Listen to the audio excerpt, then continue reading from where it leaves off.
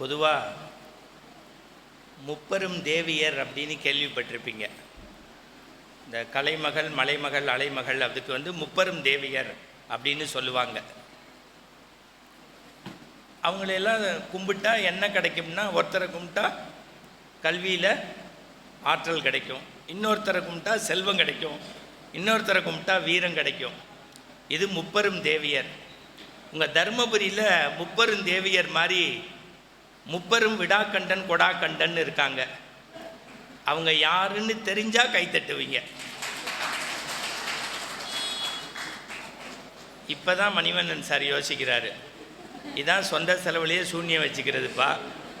நீங்கள் பாட்டுக்கு பேசாமல் நான் என்னெல்லாம் என்னையை பற்றி சொல்லணும்னேனோ அதெல்லாம் தப்பு இல்லாமல் 3 பேரும் சொல்லிட்டாங்க. அதுக்காக ஒரு கைத்தட்டு கொடுத்துருங்க.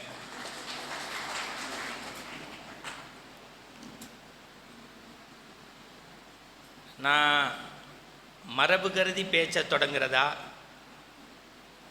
அல்லது எங்களை மாதிரி ஒரு பேச்சாளரோ பாடுறவங்களோ நடன கலைஞர்களோ எந்த ஊருக்கு போனாலும் வண்டியாக புழுகுவோம். இந்த மாதிரி கிடையாது, இந்த மாதிரி நிகழ்ச்சி பார்த்ததில்லை, இந்த மாதிரி ஆடியன்ஸ் இல்லை. உடனே பின்னாடி ஒருத்தர் சிரிக்கிறாரு.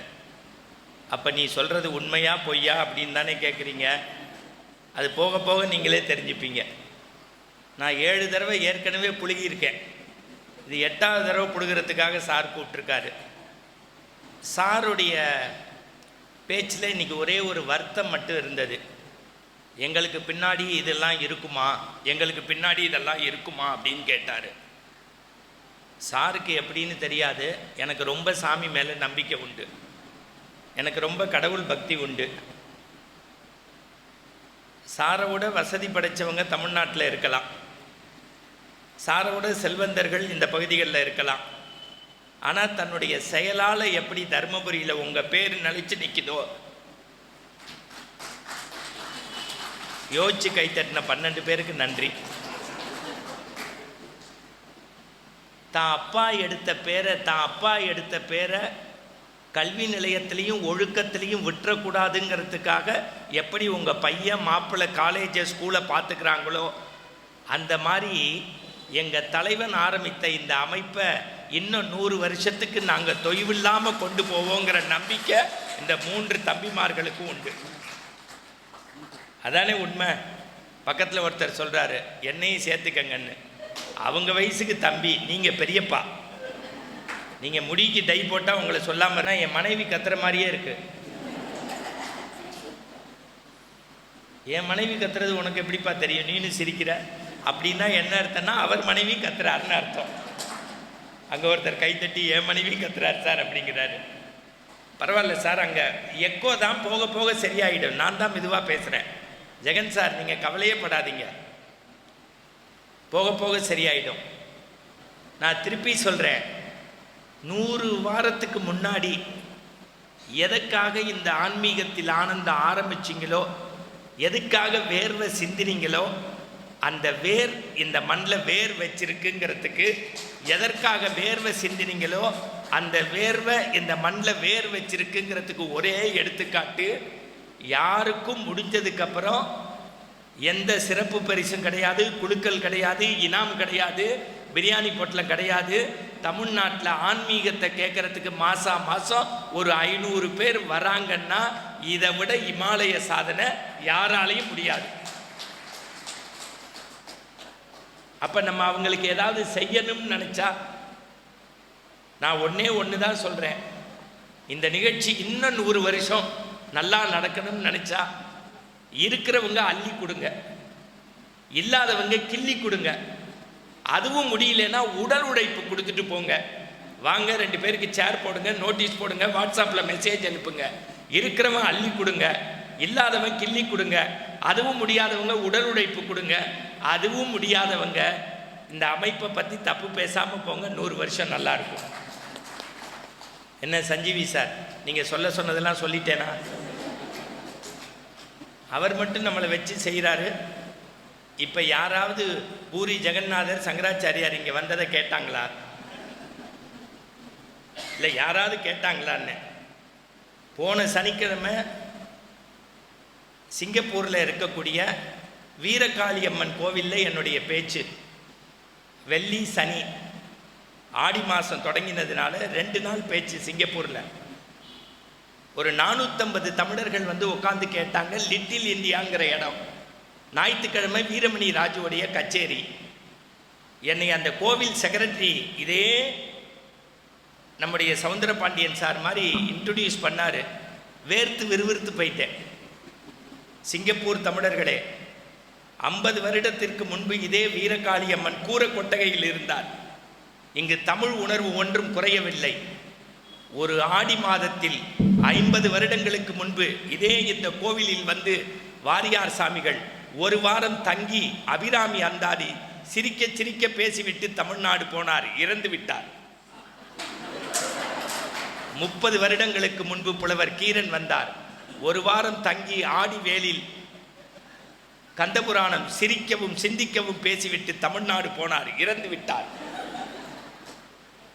ஏன் 20 ஆண்டுகளுக்கு முன்பு குன்றக்குடி அடிகளார் வந்து கதம்ப மலர்கள் என்கின்ற தலைப்பில் 3 நாள் சிங்கப்பூர் தமிழர்களிடம் எழுச்சி உரை ஆற்றிவிட்டு தமிழ்நாடு போனார், இறந்து விட்டார். இப்போது அவர்களெல்லாம் இல்லையே என்று கவலைப்படாதீர்கள். நம்மை மகிழ்விக்க தென் தமிழகத்திலிருந்து தம்பி மணிகண்டன் வந்திருக்கிறார், இப்போது தொடங்குவார்னாரு.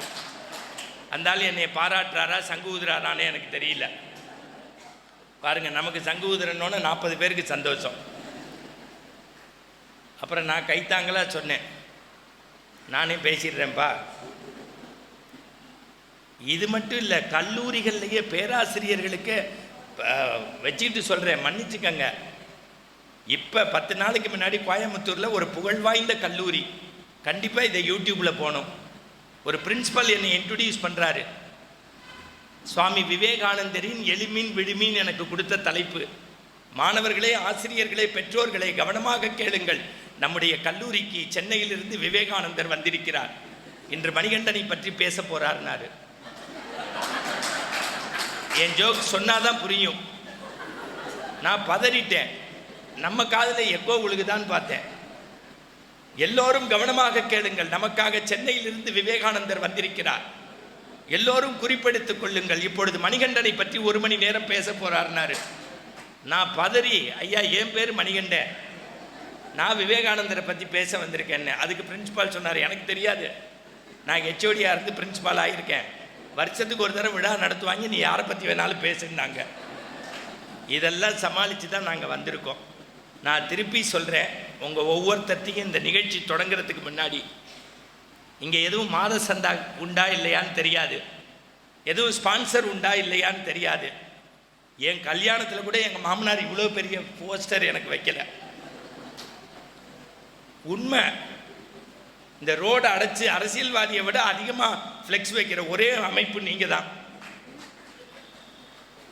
தயவு செய்து சொல்கிறேன், 100 நிகழ்ச்சி நடத்தியிருக்காங்கன்னா இந்த பேச்சாளர்களை கொண்டு வர்றது எவ்வளோ கஷ்டம்.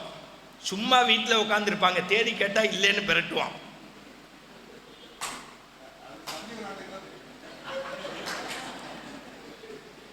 உடனே உங்கள் சார் சொல்கிறாரு, இதோட க்ளோஸ் பண்ணுறதுன்னு முடிவு பண்ணியிருக்காண்டாருவேன். சார், நீங்கள் சினிமாக்காரங்களோட இப்போ பேச்சாளர் பரபரப்பாயிட்டான். சில பேச்சாளர் தான் படிச்சுட்டு வருவான், சில பேச்சாளர் எப்படி வரான்னு ஆர்கனைசருக்கு தெரியும். அவர் முடிவு பண்ணிட்டாரு, சரி 100 வாரம் ஒரு நிகழ்ச்சியை 8 வருஷம் நடத்தியிருக்காங்கன்னா நம்ம அவங்களுக்கு செய்கிற ஒரே ஒரு விஷயம், இப்போ அவங்க அனுமதிச்சிருந்தா நான் வரும்போது என் சொந்த செலவில் ஒரு பட்டு வேட்டியை வாங்கி போட்டிருப்பேன், இல்லை மனிதநேய மாமணின்னு ஒரு ஷீல்டு அடித்து கொடுத்துருப்பேன். அதெல்லாம் சும்மா காற்றோடு போயிடு, இல்லை உங்கள் மகிழ்ச்சிக்காக செய்கிறது. சாமி சத்தியமாக சொல்கிறேன், நீங்கள் வச்சிருக்க பணம், உங்களுடைய வியாபாரம், உங்கள் கல்வி ஸ்தாபனம், இது எல்லாம் உங்களுக்கு பேரு புகழ் ஒழுக்கம் எல்லாத்தையும் தந்தா கூட அதெல்லாம் ஒரு மணிமகுடம்னா அதில் மாணிக்கம் உங்களுடைய ஆனந்தத்தில் ஆன்மீகம் தான் சார். நம்ம அவருக்கு மட்டும் இல்லை, பொருளாளர், தலைவர், செயலாளர், இவங்களுக்கு வழி நடத்துகிறவங்க, இந்த இடத்துல சேரை எடுத்து போட்டவங்கலேருந்து எல்லாருக்கும் நன்றி செய்யும் விதமாக 100வது நிகழ்ச்சிக்கே நான் வரணும்னு நினச்சாரு. சுகி சிவன் சார் வராரு, நீங்கள் வரீங்களான்னு கேட்டார். புரிஞ்சிருக்கும்னு நினைக்கிறேன். நான் ஒன்றும் தப்பாக சொல்லலைங்க. நான் இப்போ வெளிநாட்டில் இருந்தேன். இல்லை, என் குருநாதர் அவரே வந்துட்டோம், நான் அப்புறம் வரேன்னு சொன்னேன். நம்ம எல்லாரும் சேர்ந்து அவங்களுக்கு ஒரு மரியாதை செய்யும் விதமாக ஒரு நிமிஷம் விடாது கொடுக்கக்கூடிய கைத்தட்டு தான் உண்மையான மரியாதை. பத்தலைய பத்தலைய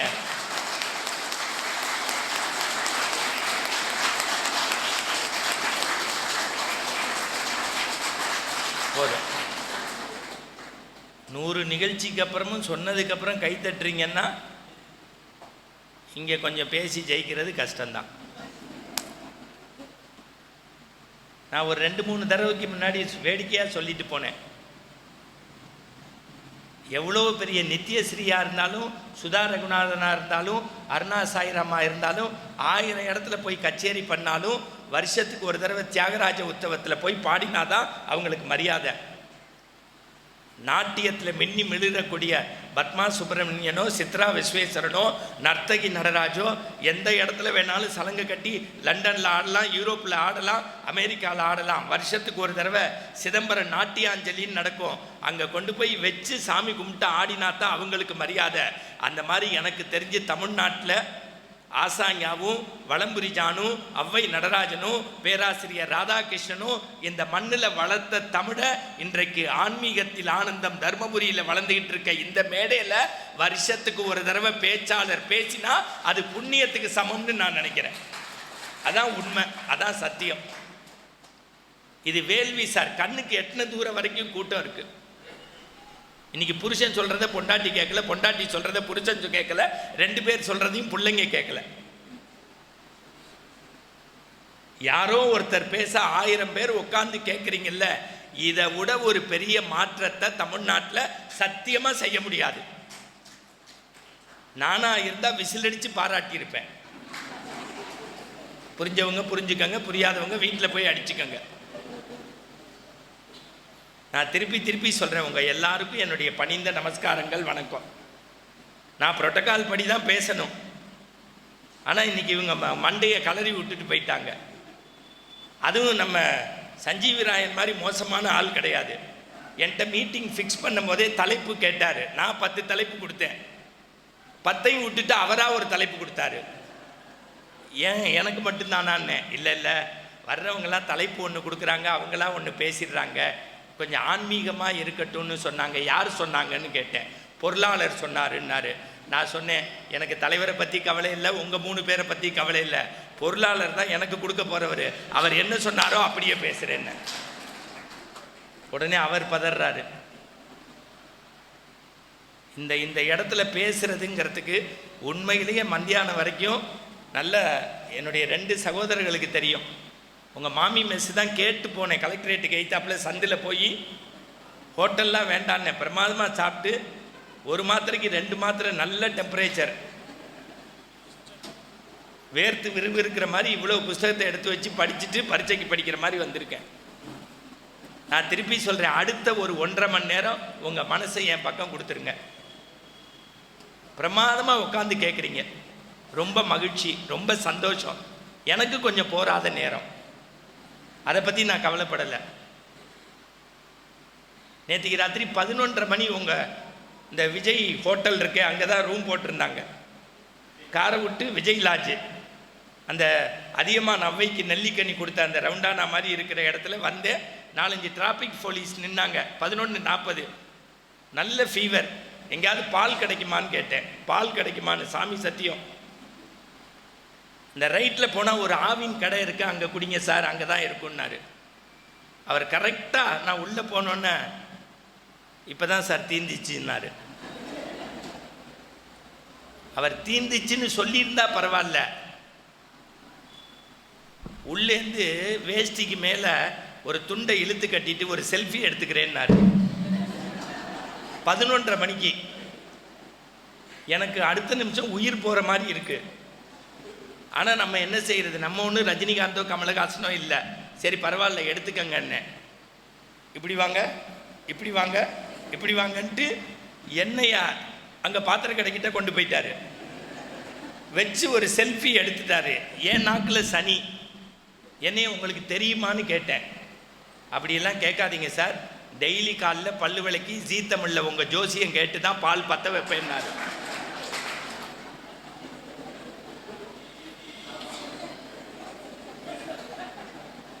இல்லைங்க, நான் ஜோசியம்லாம் சொல்கிறது இல்லைங்க. நீங்கள் அரியசநல்லூர் வெங்கட்ராமன் தானேன்னாரு. இல்லைங்க, நான் ஆன்மீகம்லாம் பேசுகிறேன், முகச்சாடை ஒரே மாதிரியாக இருக்குங்கிறாரு. நான் பயந்துட்டேன், தருமபுரி பக்கம் எங்கள் அப்பா வந்துட்டு இருந்துட்டு போனாரான்னு சொல்லி. ராத்திரி 11:30 மணிக்கு ஆரம்பித்த பிரச்சனை எனக்கு 7 மணி வரைக்கும் தொடர்ந்துருக்கு. இப்போ முதல்ல அருமையான ஒரு தலைப்பு வேறு இன்னைக்கு கொடுத்தாங்க, ஆன்மீகமும் ஆனந்த வாழ்வும்னு. ஆன்மீகமும் ஆனந்த வாழ்வும்னு நான் நிறைய இப்படி கொண்டு வந்து வச்சு இந்த உங்களை பயமுறுத்துறதுக்கு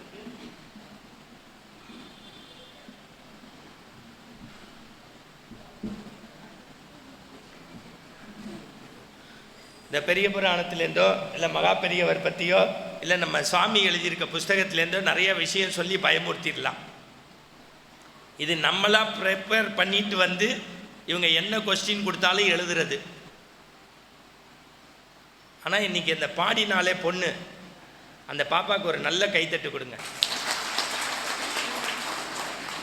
வாடா, நீ வாடா, மேடைக்கு வாடா தங்கம். அவளுக்கு தான் உண்மையாகவே சால்வை போடணும். அவங்க அம்மாவுக்கு சிரிப்பை பாருங்க. இன்னைக்கு ராத்திரி தூக்கம் போச்சு. நல்ல நல்ல கைத்தட்டு கொடுங்க. அந்த பாப்பா டக்குன்னு காலில் விழுகணுன்னு ஓபிஎஸ் மாதிரியே விழுகுது. என்னமோ ஐயோ அதுவா வந்துருச்சுமா. அங்கே பாருடா தங்க, நல்ல நல்ல ஒரு கைத்தட்டு கொடுங்க இந்த குழந்தைக்கு. பத்தலை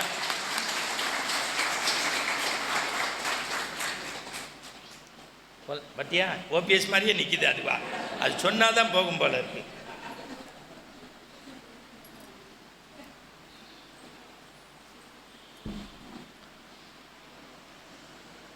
தலைப்பு என்ன கொடுத்தாங்க? ஆன்மீகமும் ஆனந்த வாழ்வும். மறந்துடாதீங்க, என்னால் உங்கள் கண்ணில் கதை சொல்லி பெரிய புராணத்திலேருந்தோ ராமாயணத்திலேருந்தோ பாரதத்திலேருந்தோ விஷயம் சொல்ல முடியும். ஆனால் நான் எடுத்துகிட்டு வந்த ஆன்சர் சீட்டை தூக்கி போட்டுடுறேன். இப்போ அந்த பாப்பா பாடினிச்சில்ல, அதுலேருந்து தலைப்புக்குள்ளே போகிறேன். திருப்பி இன்னொரு கைத்தட்டு கொடுங்க அந்த குழந்தைக்கு. இந்த ஆன்மீகத்தில் ஆனந்தம் எதுக்காக நீங்கள் தொடங்கினீங்களோ, எதுக்காக இத்தனை வருஷம் நடத்துறீங்களோ, அது சக்ஸஸ். அது வயசில் நம்ம மேடைக்கு வந்திருப்போமா? மாதம் மாதம் யாரோ ஒரு குழந்தை வந்து இங்கே ஒரு இறைவணக்கம் பாடல் பாடுதுன்னா அதுவே ஒரு பெரிய வெற்றி. அந்த பொண்ணு பாடும்போது விநாயகரை பற்றி பாடினுச்சு. கரெக்டு தானே பாப்பா? ஏன்னா எல்லாமே கேட்டுக்க வேண்டியிருக்கு. நம்ம ஊரில் திருக்குறள் சொல்லிட்டு எழுதியது திருவள்ளுவர்னு சொல்ல வேண்டியிருக்கு. அது அமைச்சர் பேசினாலும் சரி, அடுத்தவங்க பேசினாலும் சரி, பாதி திருக்குறளில் விட்டுடுறாங்க. நான் யாருக்கும் பயப்பட மாட்டேன். தமிழ்நாட்டில் தப்பு இல்லாமல் பேச வேண்டாமா? ஒரு பையனுக்கு இம்மி இன்னி இட்டி இப்பு இரு இச்சே வரல. இது எங்கள் பல்லக்க விளக்கம்ங்கிறான். அவன் வாயில் தர்பையை போட்டு பொசுக்க.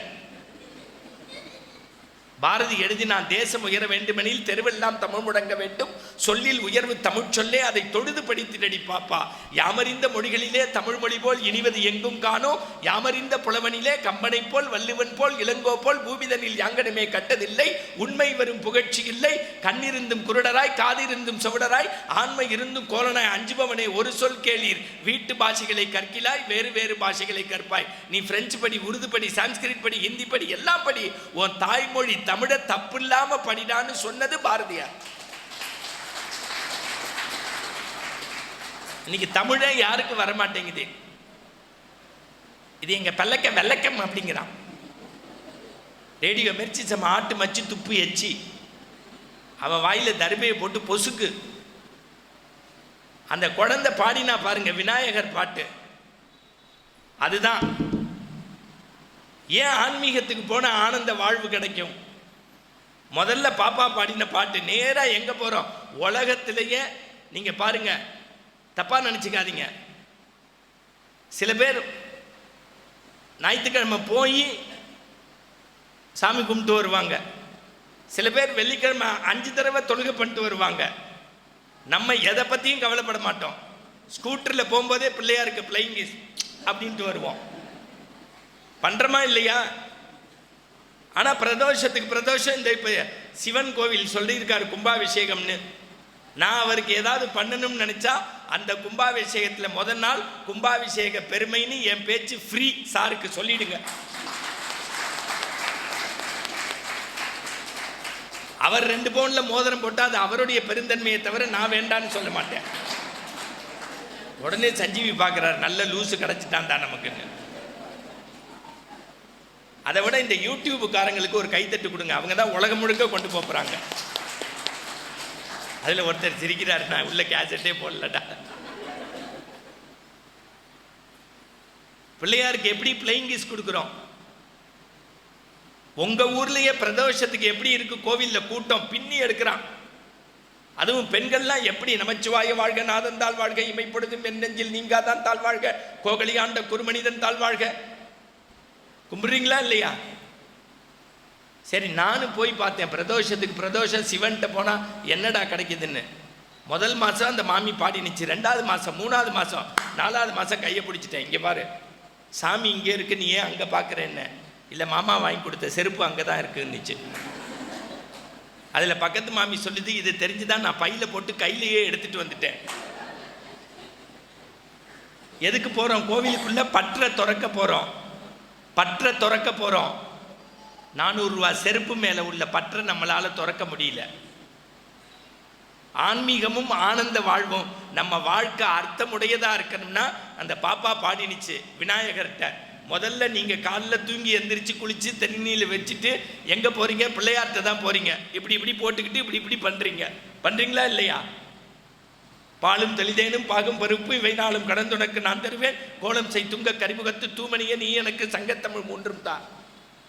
அடுத்து உங்கள் வீட்டுக்காரர் வருவார், தள்ளு, அற்புத கீர்த்தி வேண்டி, ஆனந்த வாழ்க்கை வேண்டி, நற்பொருள் குவிதல் வேண்டி, நலமெல்லாம் பெருக வேண்டி, கற்பக மூர்த்தி தெய்வ கடஞ்சிக திருக்கை என்று பொறுப்பதம் பணிந்து பாரி, பொய்யில்லை கண்ட உண்மை விநாயகா சரணம் சரணம்.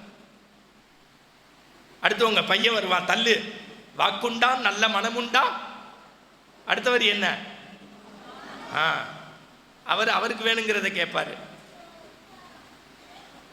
ஒரே விநாயகர், எத்தனை பாட்டு பாடுறோம்? அவங்கவுங்களுக்கு தெரிஞ்சதை பாடி சாமி கும்பிட்டுடுறோம். இப்போ நான் கேட்குறது, இந்த ஆன்மீகம் உண்மையான விஷயம்னா அது ஆனந்தத்தை தர்றதுன்னா நமக்கு எல்லாத்தையும் கேட்குறோமே அவர்கிட்ட, அவருக்கு எல்லாம் சரியாக இருக்கான்னு அதாவது பார்த்துருக்கோமா? சார், பிள்ளையார் நமக்கு எல்லாம் தராரு, வாக்குண்டா நல்ல மனமுண்டா, சங்கத்தமிழ் 3 தான் கேட்குறோம்ல. எனக்கு கீர்த்தி கொடு, செல்வம் கொடுன்னு பிள்ளையார் பட்டி கண்ணதாசன் பாட்ட சொல்கிறோம்ல, பிள்ளையாருக்கு எல்லாம் சரியா இருக்கான்னு பார்த்துருக்கோமா? இன்னைக்கு ராத்திரி போய் பாருங்க. என்னுடைய அறிவு கண்ணை திறந்ததே அந்த பாப்பா தான். என்னுடைய அறிவு கண்ணை திறந்ததே. தயவு செய்து யூடியூப்ல இது 1 கோடி பேருக்கு போகணும். இப்போ நான் உட்காந்து பேசுகிறேன், இது ஜிப்பா, இந்த கை இப்படி இருக்கு, இப்படி போட்டிருக்கேன், இந்த கை இப்படியே இருக்கு. 1 மணி நேரம் இப்படி பேசினேன்னா என்னை என்னன்னு நினைப்பீங்க? அந்த மாமி சிரிக்கிறாங்க, ஏற்கனவே உன்னை அப்படி தான் நினச்சி வந்திருக்கோம், இதில் நீ ஜிப்பாவை வேற மடித்து விடணுமான்னு. இது கொஞ்சம் அறிவியலான விஷயம். ஒரு கஷ்டமான விஷயத்தை ஒரு யூனிவர்சிட்டி பேப்பர் ப்ரெசன்டேஷன் மாதிரி நினச்சி நான் ஒரு வேள்வியாக பண்ணுறேன். இப்போ நான் 2 பக்கமும் ஜிப்பாவில் ஒரு பக்கம் மடித்து விட்டு ஒரு பக்கம் ஃபுல்லாக போட்டு பேசினா என்னைய அசிங்கம்னு நினைப்பீங்க எல்லாரும். பின்னாடி கொழுக்குன்னு சிரிப்பீங்க. இவர் நற்றினை படிச்சென்ன, குறுந்தொகை படிச்சென்ன, சிலப்பதிகாரம் படிச்சென்ன, பெரிய புராணம் படிச்சென்ன, ராமாயணம் படிச்சென்ன, சட்டையே ஒழுங்காக போட தெரியலையே, இவரை என்ன நம்ம சட்டை பண்ணி பேச்சு கேட்குறதுன்னு கேட்பீங்க. இன்னைக்கு ராத்திரி வீட்டுக்கு போனோன்னே எல்லாரும் பிள்ளையார் படத்தில் நின்று பாருங்க. அவருக்கு காது பிரமாதமாக இருக்கும், கண்ணு சூப்பராக இருக்கும், 2 தந்தத்தில் ஒரு தந்தம் உடஞ்சிருக்கும், 2 தந்தத்தில் ஒரு தந்தம் உடஞ்சிருக்கும். என்னைக்காவது பிள்ளையார்கிட்ட போய் நான் எக்ஸாம் போனால் ஹெல்ப் பண்ணுறேன், வியாபாரம் தொடங்க போனேன்னா சதுர்காய் போடுறேன் எனக்கு ஹெல்ப் பண்ணுறேன், ஒரு பயணத்துக்கு போகணும்னா ஹெல்ப் பண்ணுறேன், டெய்லி அருகம்புல்லை வாங்கி வச்சு உன்னைய கும்பிடுறேன், ஒரு கார் வாங்கினா உனக்கு தான் பூஜை போடுறேன், உனக்கு கண் இருக்குது, காது இருக்குது, வாய் இருக்குது, எல்லாம் இருக்குது. ஒரு 2 தந்தத்தில் ஒரு தந்தை உடஞ்சிருக்கேன், ஒரு 2 தந்தத்தில் ஒரு தந்தை உடஞ்சிருக்கேன்னு யாராவது வருத்தப்பட்டிருக்கோமா? இல்லை அது ஏன் உடஞ்சதான்னு தெரிஞ்சிருக்கோமா? இல்லை. மறந்துடாதீங்க. இப்போ அடுத்த மாதம் விநாயகர் சதுர்த்தி வரப்போகுது. நான் திருப்பி சொல்கிறேன், இப்போ அந்த பாப்பா பாடினது தான் வாரியார் சாமி சொல்லுவார், இந்த இடம் வாட்டர் டேங்க் மாதிரி இருந்தால் இந்த இடம் பைப்பு மாதிரி வரும். நீ எப்போ பார்த்தாலும் படிச்சுக்கிட்டே இருந்தால் இதெல்லாம் இன்னைக்கு இது பயன்படுமான்னு எனக்கு தெரியாது, ஆனால் என்னைக்காவது ஒரு நாள் பயன்படும். நீங்கள் ஜோக் சொன்னால் சிரிக்கிறீங்க, நல்ல விஷயம் சொன்னால் அட்டென்டிவாக கேட்குறீங்க. பாருங்கள், ஆடியன்ஸ்னால் இப்படி தான் இருக்கணும். ஒரு 3 நாளைக்கு முன்னாடி குடியாத்தத்தில் போய் பேசினேன். 50 ஜோக் சொல்கிறேன், ஒருத்தனும் சிரிக்கலை. 50வது ஜோக்குக்கு ஒருத்தர் அப்படின்னாரு. என்னங்க என்ன, இப்போ தான் முதல் ஜோக்கே புரிஞ்சுதுன்னாரு. நான் நல்ல ஊரியான்னு கிளம்பி வந்துட்டேன். மறந்துடாதீங்க, இந்த மண்ணு நல்லா இருக்கணுங்கிறதுக்கு இந்த வார்த்தை ரொம்ப முக்கியம். இந்த மண்ணு நல்லா இருக்கணுங்கிறதுக்காக வியாசர் மகாபாரதம்னு ஒன்று படைக்கிறேன்னாரு. இந்த மண்ணு நல்லா இருக்கணுங்கிறதுக்காக வியாசர் மகாபாரதம்னு ஒன்று படைக்கிறேன்னாரு. ஒன்றை படைக்கணும்னா அவர் படிச்சிருக்கணும். ஏன்னா அப்பெல்லாம் யூனிவர்சிட்டி இருந்திருக்காது, யாரும் தீசிஸ்லாம் எழுதி கொடுத்துருக்க முடியாது. அவங்களா படித்தா அவங்களா எழுதியிருக்கணும். ஏன் தீசிஸ் பற்றி பேசுகிறேன்னா, இந்த சஞ்சீவி சார் இருக்கார் பாருங்க, சாருடைய காலேஜில் வேலை பார்த்தாரு, இப்போ அரசு கல்லூரியில் வேலை பார்க்குறாரு. தமிழ்நாட்டில் போன மாதம் 170 பேரை கவர்மெண்ட் வேலைக்கு பாஸ் பண்ணுறதுக்கு அவரே பாடம் நடத்தி அந்த பிள்ளைங்களை பாஸ் பண்ணி இன்னைக்கு 1.5 லட்ச ரூபாய் யூஜிசி ஸ்கேலில் வேலைக்கு சேர்த்துருக்கிறதுக்கு அவருடைய கல்வி பயன்பட்டுருக்கு. நல்ல ஒரு கைத்தட்டு கொடுக்கலாம். எவ்வளோ பெரிய நல்ல விஷயம். உங்கள் சவுந்தர பாண்டியன் டிவியை திறந்தா புலவரோடு அவர் தான், முத்துவோடு அவர் தான். அவர் இப்போ ஸ்கூலுக்கு போகிறத விட மேடைக்கு தான் ஜாஸ்தி போகிறாரு. எப்படி போட்டு கொடுத்தேன்னா, அவங்க 2 பேரை விட எங்கள் பொருளாளர் ஐயாவை வச்சுக்கிட்டு நாகராஜன் சாரை சொல்கிறேன், அவர் பையன் பெரிய பிஸ்னஸ்ஸு தீப்பெட்டி தொழிற்சாலையை விட்டுட்டு இப்போ அடுத்த பிஸ்னஸ் ஆரம்பித்து பெரிய ஆளாகி 10 பேருக்கு வேலை கொடுக்குறாரு. அதெல்லாம் எனக்கு பெருசாக இல்லை. எனக்கு தமிழ்நாட்டிலேயே ரொம்ப பிடிச்ச எழுத்தாளர் யாருன்னா எஸ் ராமகிருஷ்ணன். அவருடைய கதாவிலாசமோ உபபாண்டமோ தேசாந்திரியோ யாமமோ துணை எழுத்தோ கேள்விக்குறியோ படிக்காதவன் மனுஷனே இல்லை. உணவு யுத்தம்னு எழுதியிருக்காரு. அவர் வேற ஒரு வாழ்க்கை வாழ்கிறாரு. 200 புஸ்தகங்கள் தமிழில் எழுதிட்டாரு. 127 புஸ்தகம் இங்கிலீஷில் மொழிபெயர்த்துட்டான்.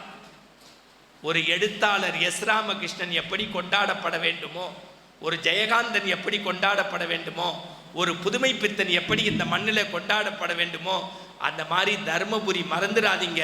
தமிழ்நாட்டில் ஒரு 10 புகைப்பட கலைஞர் எடுத்துக்கிட்டா அதில் ஒருத்தர் ஜெகனு. அந்த 10ல் 5 பேர்னா ஒருத்தர், அந்த 5ல் 3 நாள் அவர் ஒருத்தர்.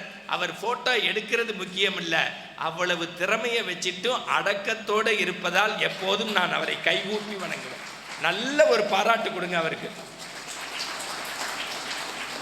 நான் அவர்கிட்ட ஒரு வேண்டுகோளே வைக்கிறேன்.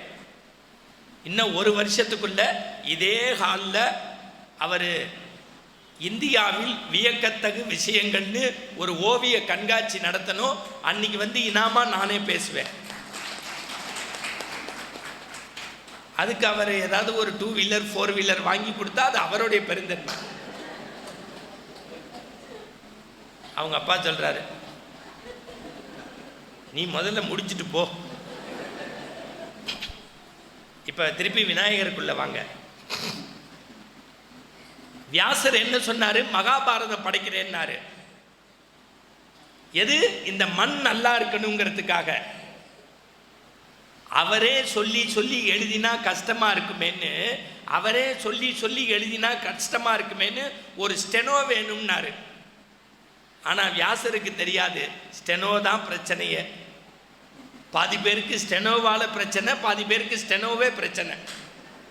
அங்க ஐயா சிரிக்கிறாரு, அது அவங்கவுங்கள பிரச்சனையா. அந்த பிரச்சனைக்கு யார்கிட்ட போய் தீர்வு காணணும்னாரு. நாரதர் வந்தாரு. ஐயா, இந்த மண் நல்லா இருக்கணுங்கிறதுக்காக, இந்த மண் நல்லா இருக்கணுங்கிறதுக்காக நான் ஒரு புஸ்தகம் படைக்க போறேன், யாரை வச்சு ஹெல்ப் பண்றதுன்னாரு. உடனே நாரதர் சொன்னாரு, மனுஷனுக்கு பிரச்சனைன்னு வந்தா, சிக்கல்னு வந்தா, சங்கடம்னு வந்தா, மறந்துடாதீங்க, மனுஷனுக்கு பிரச்சனைன்னு வந்தா, சிக்கல்னு வந்தா, சங்கடம்னு வந்தா, அந்த சங்கடத்தை போக்குறவர் தான் சங்கடகர சதுர்த்தி. வினையை தீர்க்கிறவன் தான் வினை தீர்க்கும் விநாயகர். எல்லா பிரச்சனையும் தீர்க்கக்கூடிய ஒரே ஆளு பிள்ளை ஆறு. பிள்ளை ஆறுன்னு கேட்கிறோம்ல, அவர் தான் பிள்ளை ஆறு, அவர்கிட்ட போங்கன்னாரு. என்ன ப்ராப்ளம்னாரு. நான் ஒரு புஸ்தகம் எழுதலான் இருக்கேன், நான் சொல்ல சொல்ல நீங்க எழுதி தரீங்களான்னு கேட்டார். உடனே நம்மால் சொன்னார், எப்போ என்கிட்ட உதவின்னு கேட்டுட்டீங்களோ, ஏன்னா நம்ம சைக்கிள்லேருந்தே கும்பிடுவோம், ஸ்கூட்டர்லேருந்து கும்பிடுவோம், கார்லேருந்து கும்பிடுவோம், அதுக்கே அக்செப்ட் பண்ணுறாருன்னா இறங்கி போய் மதித்து மரியாதையோடு கேட்டிருக்காரு. கண்டிப்பாக நான் செய்கிறேன்ட்டாரு. ரொம்ப முக்கியம். அந்த சரின்னு ஒன்று படித்தவனுக்கே ஒரு குசும்பு இருக்கும். நான் சொல்கிற வேகத்துக்கு நீங்கள் எழுதுவீங்களான்னாரு. நான் சொல்கிற வேகத்துக்கு நீங்கள் எழுதுவீங்களான்னாரு. இந்த படித்தவங்களுக்கே குசும்பு இருக்கும்னு இல்லை, அது எங்கே பார்க்கலாம்னா பேங்க்கில் பார்க்கலாம். நம்ம பேனா கொண்டு போக மாட்டோம், அடுத்தவன்ட்ட எப்பயாவது கேட்கணும்னா இங்கிலீஷில் தான் பிச்சை எடுப்போம். Excuse me, please give me wanted to pen அப்படிம்போம். நம்ம நல்ல பேண்ட்டு சட்டையெல்லாம் போட்டு ஜம்முன்னு இருப்போம், இருந்தாலும் அவனை நம்மளை 10 ரூபாய்க்கு மதிக்காமல் அந்த மூடியை கலட்டிட்டு பேனாவை கொடுப்பான். நாயே உன்னைய நான் மதிக்கலை நாயேன்னு.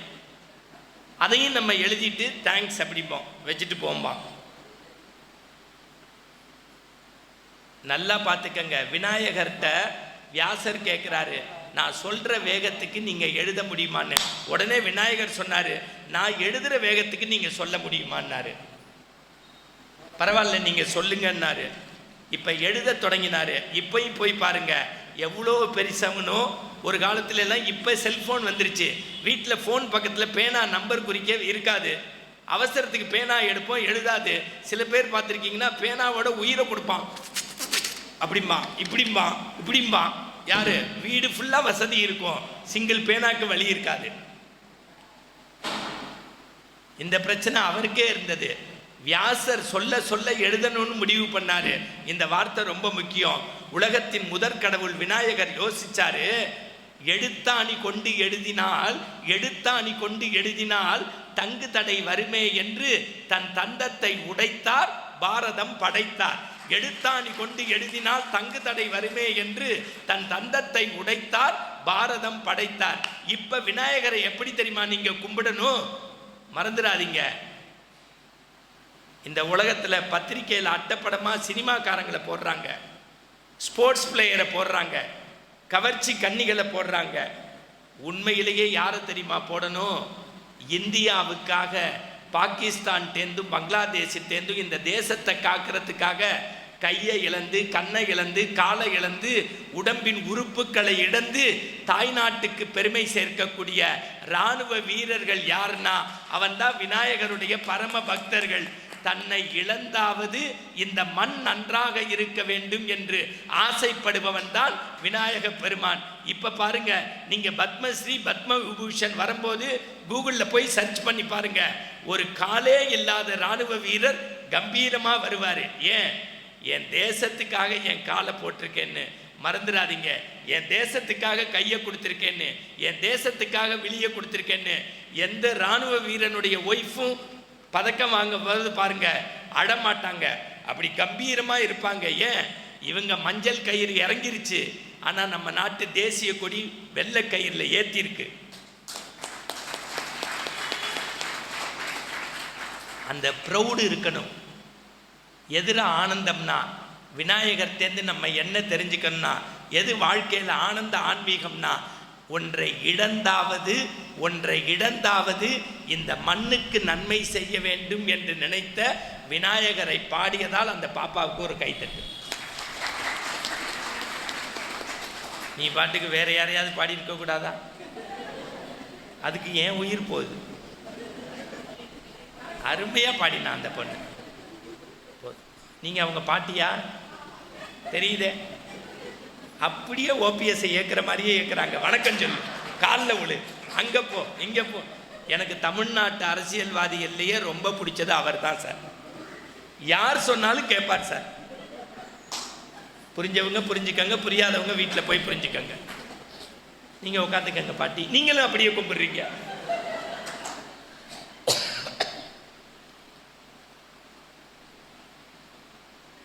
உலகத்தில் ஆன்மீகம் அப்படின்னா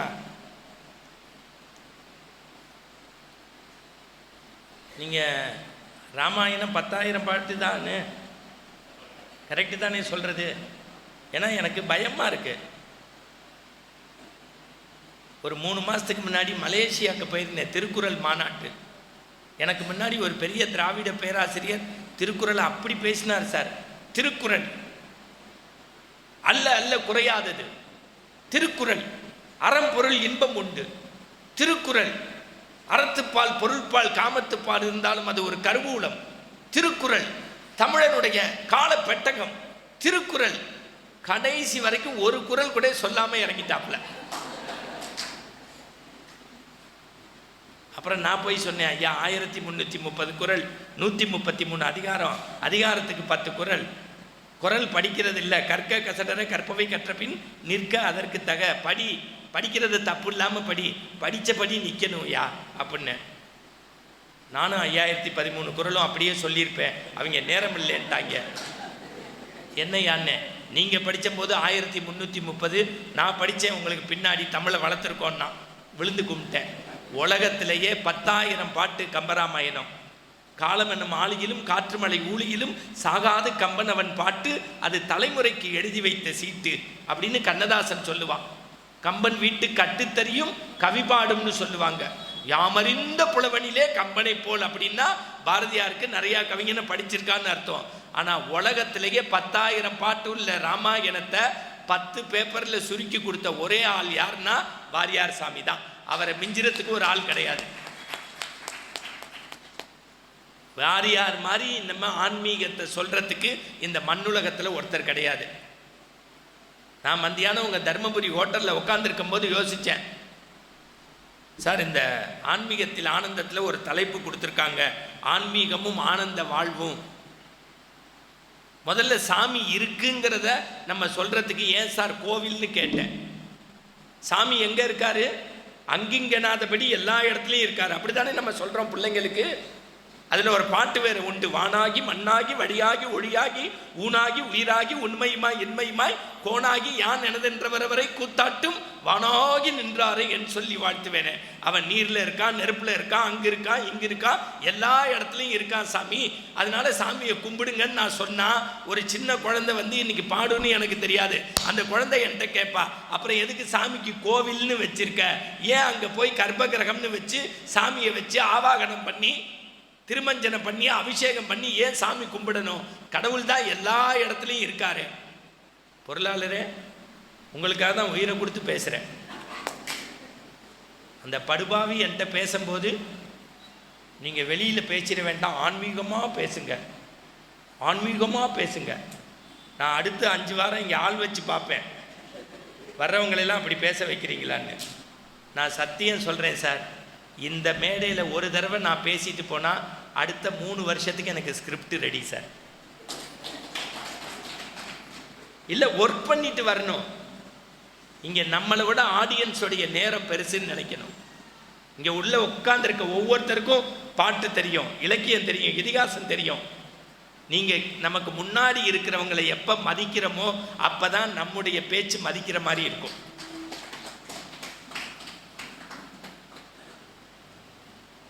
கொஞ்சம் கேட்குறது கஷ்டமாக தான் இருக்கும், கனமான விஷயம். 4 விஷயத்தை ஜோக் சொல்லிட்டு போயிடலாம். இப்போ நல்லா கேட்டுக்கங்க. சாமிகிட்ட போய் கேட்டேன், எல்லா இடத்துலையும் சாமி இருக்கு, ஏன் அந்த குழந்தைங்களுக்கு சொல்லும் போது கோவில்னு சொல்லணும்னு.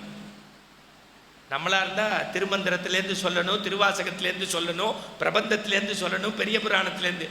வாரியார் ஒன்றும் கஷ்டப்படலை, ஒரே வரியில் சொல்லிட்டாரு. ஏன் கோவிலுக்குள்ள சாமி இருக்குன்னு அடுத்த தலைமுறைக்கு சொல்லி கொடு. பசுமாடு இருக்கு, நான் கோவில் பற்றி பேசுகிறேன், சாமி பசுமாடு பற்றி சொல்கிறாரு. சாமி நான் ஏன் கோவில்னு கேட்குறேன். சொல்கிறா, பசுமாடு இருக்குது, உடம்பு முழுக்க பால் இருக்குது, அது காதில் போய் திருவினா பால் வருமா?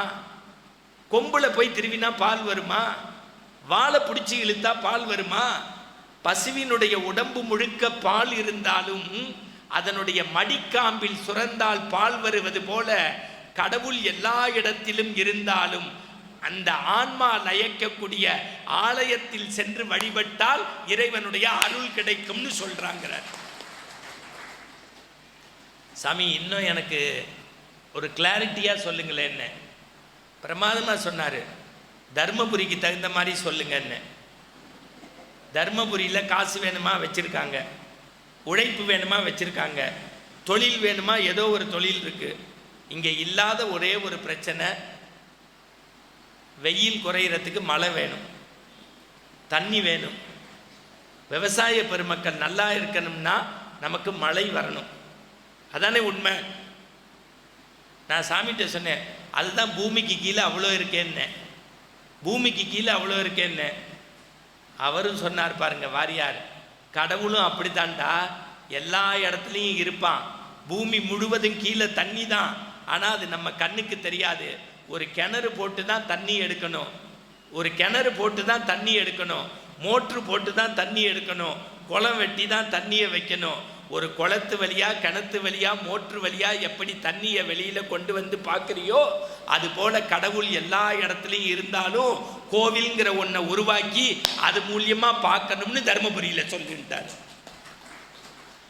அப்ப சாமின்னா ஒன்று இருக்குன்னு நம்ம தெரிஞ்சுக்கிட்டோம், சாமின்னு ஒன்று இருக்குன்னு தெரிஞ்சுக்கிட்டோம். இப்ப அடுத்த கேள்வி கேட்பீங்க அங்க இருந்து ஒருத்தர், சாமியை என் கண்ணுல காட்டு, சாமியை என் கண்ணுல காட்டு. காட்டாத சாமியை பார்க்காத சாமியை எப்படி நான் ஏத்துக்க முடியும்? நியாயம் தானே? இந்த கேள்விக்கெல்லாம் நான் ஒன்றும் அசர மாட்டேன். நான் இதை விட பெரிய விஷயத்தெல்லாம் பார்த்துட்டு வந்தேன். நான் போன வாரம் எங்க போனேன்? வெள்ளி சனி. நல்ல சத்தமா சொல்லுங்க. சிங்கப்பூர். நான் போனதை எங்க சொல்ல முடியும்? இங்கே தானே சொல்ல முடியும். சார், திங்கக்கிழமை காலையில் ஒரு கல்லூரியில் பேசுறதுக்காக ஞாயிற்றுக்கிழமை சிங்கப்பூர் டைம் வெடிகாலில் 3:30 மணிக்கு எனக்கு ஃப்ளைட்டு. கேள்வி கேட்டால் பயப்படக்கூடாது. உலகத்தில் அத்தனை கேள்விக்கும் வாரியார் சாமி விட வச்சிருக்காரு. ஐயா வந்துடுவீங்க இல்லையா? வந்துடுவீங்கல்ல? சரி. ஏன்னா தமிழ்நாட்டில் பல பேர் வருவோங்கிறாங்க. எனக்கு டவுட்டாக தான் இருக்கு. இல்லை, நான் சொல்றது இவரை சொல்கிறேன், நீங்கள் யாரையாவது கை தட்டிடாதீங்க.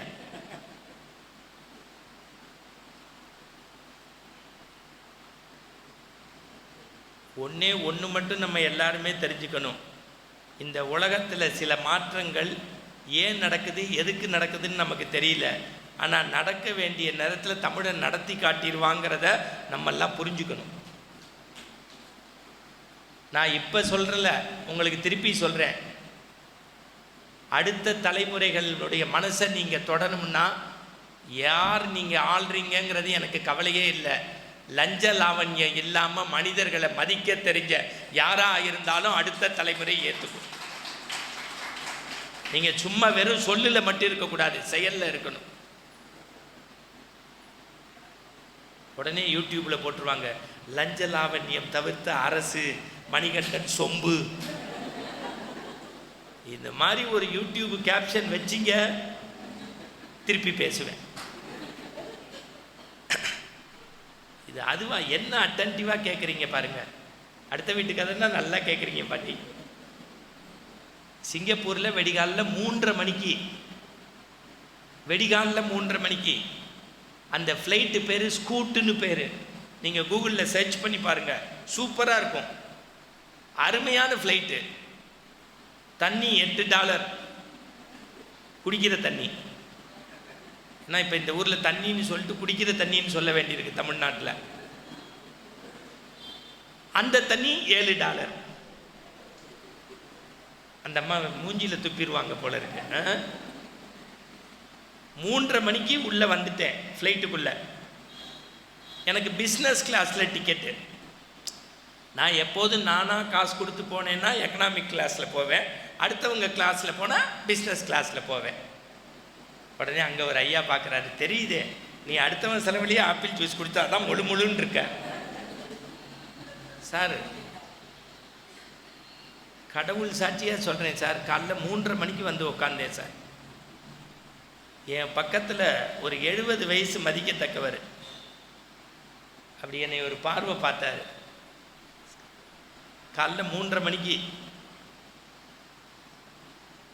வணக்கம் சார் அப்படின்னு. சாப்பிடுவேலான்னாரு.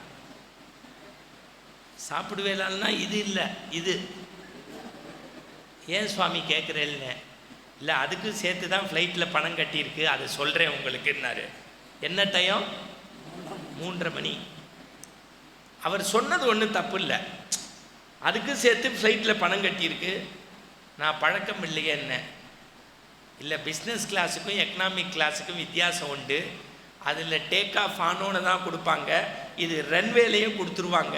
அதுக்காக தான் முன்னாடியே சொல்கிறேன், நீங்கள் சாப்பிட்லன்னா உங்கள் 2 எனக்கு கொடுங்கன்னாரு. இப்போ தான் ட்ரெஷரருக்கு சிரிப்பே வருது. ஒன்றும் தப்பு இல்லை ஐயா, 2 மட்டும்தான். நான் என்ன இல்லை அவ்வளோதான் கொடுப்பாங்கன்னாரு. நான் தரேன்னு சொன்னோன்னு அந்த முகத்தில் ஒரு சந்தோஷம் பார்த்தேன் சார். நீங்கள் நம்பவே மாட்டீங்க சார், இந்தியா சுதந்திரம் அடைஞ்ச போது கூட அவ்வளோ மகிழ்ச்சி வந்திருக்காது. டெஃபினட்டா அப்படின்னாரு. ஐயா கொடுத்தோன்னே கொடுத்துட்றேன் ஐயா அப்படின்னு. கொடுக்கலன்னா காசு வெட்டி போட்டு என்னை தூத்திடுவான் போல. நீங்கள் நம்ப மாட்டீங்க, 3:40 அந்த ஏர்ஹோஸ்டஸ் கொண்டு வந்தா இந்த பறக்குறான் வாங்கல, அதை நேரில் பார்த்தேன். அவன் கையில் 2 கொடுத்துட்டாங்க, என் கையில் 2 கொடுத்தாங்க. சில பேருக்கு கை கட்டினது இதை நல்லா சொல்லுங்க. அவன்கிட்ட கொடுத்தேன்.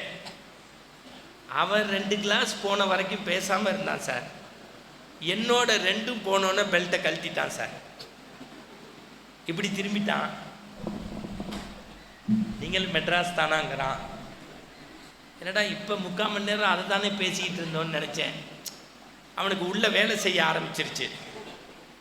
ஃப்ளைட்டுக்கு இன்னும் 15 நிமிஷம் இருக்குது. திரும்பிட்டான் சார் என் பக்கம்.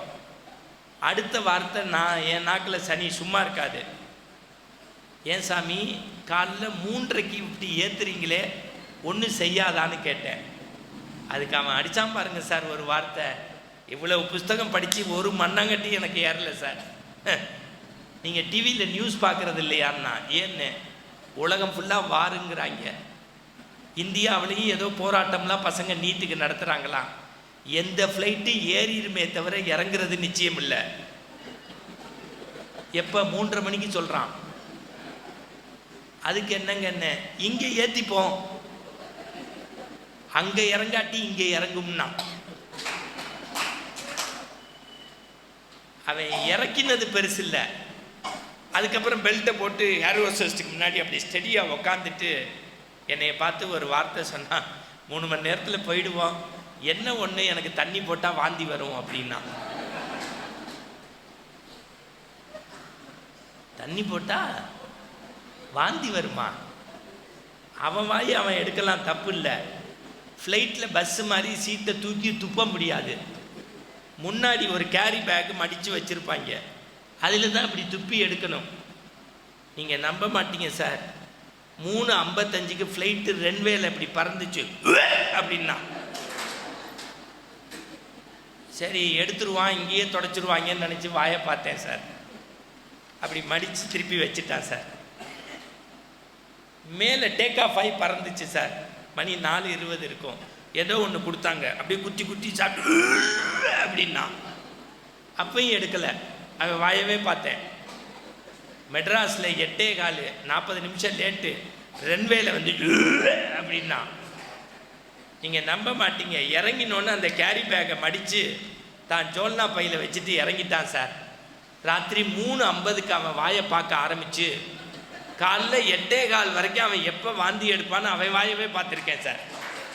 உங்களுக்கு என்ன தருமபுரியில் சிரிப்பீங்க, நாளில் அடுத்தவன் வாயை பார்த்துருக்கேன்.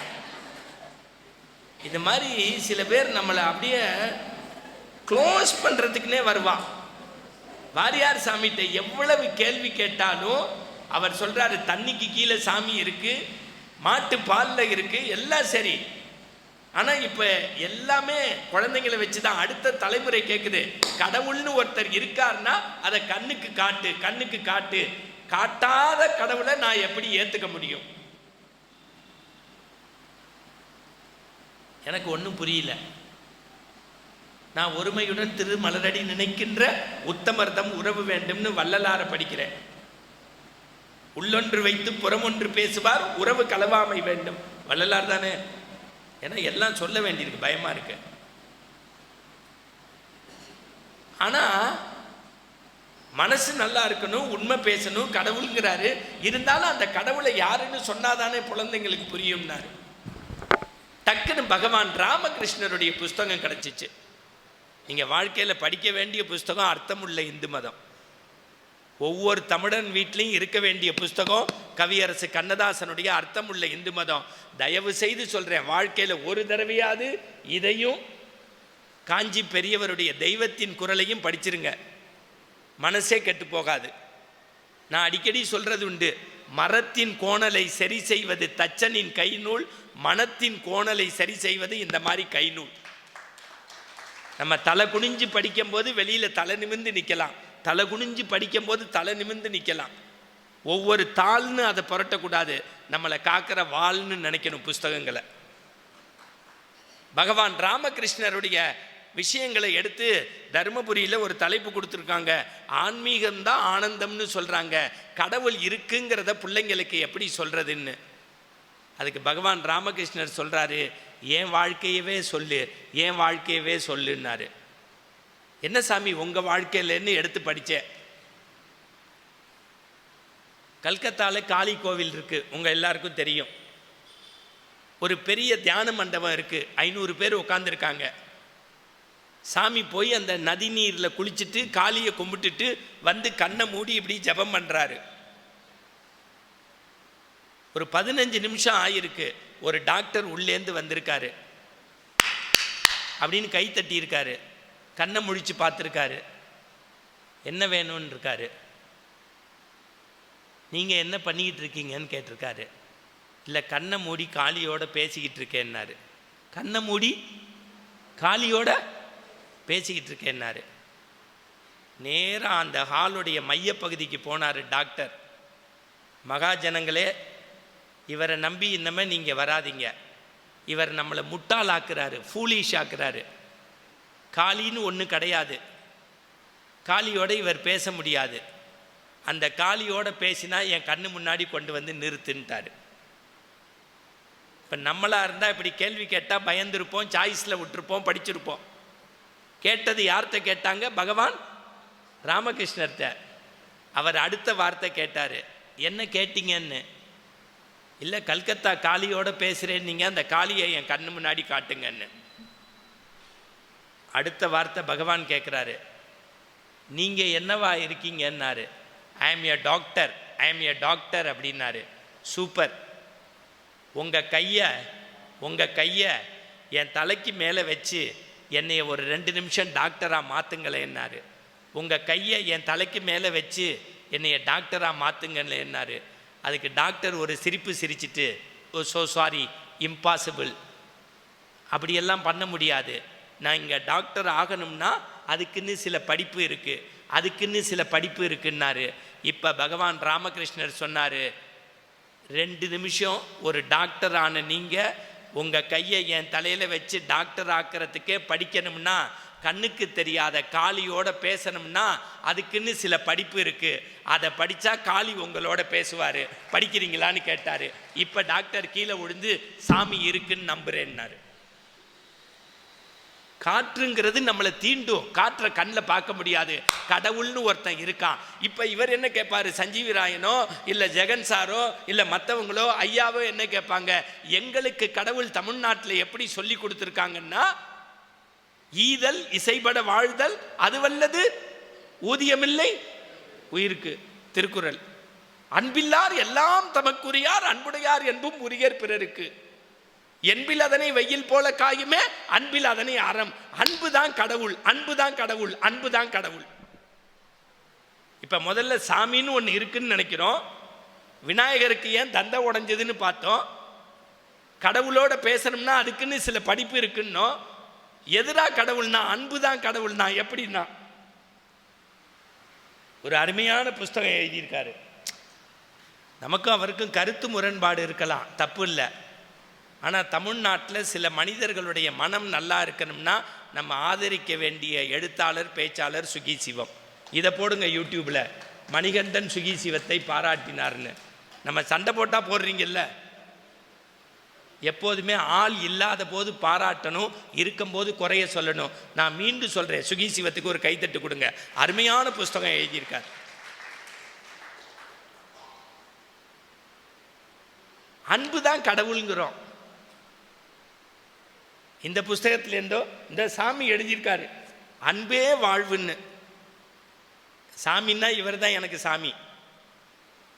ஏன் இவரை கொண்டாடுறேன்னா வேற ஒன்றும் இல்லை. சுனாமியில் உடம்புகள் இறந்த உடலை தொட்டு தூக்கினார். பத்திரிக்கைக்காரன் போய் கேட்டான், நீங்கள் போய் உடம்பை தொட்டு தூக்கலாமா, கால்வி போட்டிருக்கீங்களேன்னு. அந்த அன்பே சிவம் தான் எனக்கு திருமூலர் சொல்லி கொடுத்துருக்காருன்னாரு. அவர் தான் குன்றக்குடி பொன்னம்பல அடிகளார். இவருக்கு மேலே இருந்தவர் குன்றக்குடி சாமி. நீங்கள் சாமிகள் எப்படி நம்ம ஊரில் இருந்தாங்கங்கிறதுக்கு நீங்கள் பார்க்க வேண்டிய மனிதர் ஜெகத்குரு. மறந்துடாதீங்க, 13 வயசில் பட்டத்துக்கு வந்தார். இவருடைய 70 வயசில் பீமரத சாந்தி மாதிரி இவருக்கு ஒரு சிறப்பு பண்ணாங்க. 2 பத்திரிக்கைக்காரங்க போய் கேட்டாங்க, சாமி 13 வயசில் பட்டத்துக்கு வந்துட்டீங்க, இப்போ வரைக்கும் உங்களை பற்றி கிசுகிசுவே வரலையே ஏன்னு. நம்மளாக இருந்தால் எப்படி துடிச்சிருப்போம். மகா பெரியவர் என்ன தெரியுமா சொன்னார்? அதற்கு சந்தர்ப்பம் கொடுக்காதபடி காமாட்சி என்னையை பார்த்துக்கிறான். என்ன வார்த்தை சார்! அதற்கு சந்தர்ப்பம் வராதபடி காமாட்சி என்னையை பார்த்துக்கிறா. அடுத்த கேள்வி கேட்குறான், இதுக்கு பேர் தண்டம்னு பேர். என்னைக்காவது காவி உடுத்தி ஏன் தண்டம் கையில் வச்சிருக்கோன்னு வருத்தப்பட்டது உண்டான்னு. அதுக்கு அடுத்த வார்த்தை அவர் சொல்கிறார், வருத்தப்பட்டது உண்டு. சில சின்னவங்க நல்ல செயல் செய்யும் போது அவங்கள விழுந்து வணங்குறதுக்கு இந்த தண்டம் இடைஞ்சலாக இருக்குது. தண்டம் கையில் வச்சுருந்தா யாருக்கும் நமஸ்காரம் பண்ணக்கூடாது. இந்த உலகத்தில் 100 வருஷம் ஒரு மகான் எப்படி இருந்தாருங்கிறதுக்கு இந்த காஞ்சி பெரியவர் ஒரு சத்தியத்திற்கு சாட்சி. சஞ்சீவி சார் சொல்லும் போது சொன்னார், அவரை பற்றி நிறையா பேசுங்கன்னு. இன்னும் ஒரு 15 நிமிஷம் பேசலாம்ல? பேசலாமா கூடாதா? பின்னாடி ஒருத்தர், விடலைன்னா நீ என்ன விடவா போற? தண்ணி இருந்த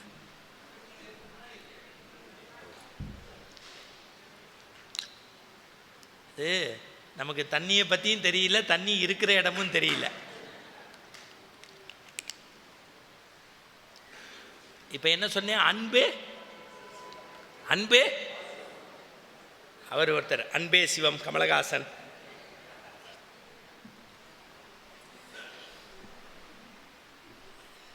நீங்கள் தானே டார்ச்சால டிவியை உடைச்சாலு, புரிஞ்சு கை தட்டியிருக்கீங்க. இது புரிகிறதுக்குள்ள நாடு விளங்கிடும்.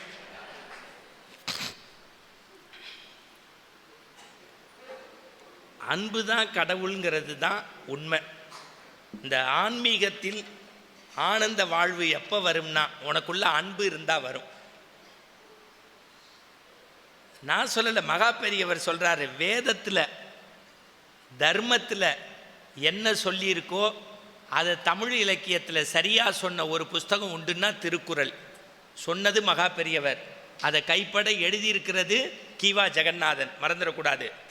ரா கணபதினு ஒருத்தர் பெரியவரோடே இருந்தார், அவர் தான் தெய்வத்தின் குரலை தொகுத்து எழுதினார். பெரியவர் சொல்லியிருக்காரு, என்னென்னலாம் நீங்கள் வேதத்தில் அறம்னு சொல்கிறீங்களோ அத்தனை விஷயங்களும் திருக்குறளில் இருந்திருக்குங்கிறாரு. இப்போ நம்ம என்ன சொல்கிறோம்? ராமகிருஷ்ணரை பாருங்கங்கிறோம், விவேகானந்தரை பற்றி பேசுகிறோம், அடிகளாரை பற்றி பேசுகிறோம், ஆன்மீகத்தை பற்றி பேசுகிறோம். ஆனால் கடவுள்னா எதுன்னா அன்பு தான் கடவுள்னா. எப்படிறான்னா,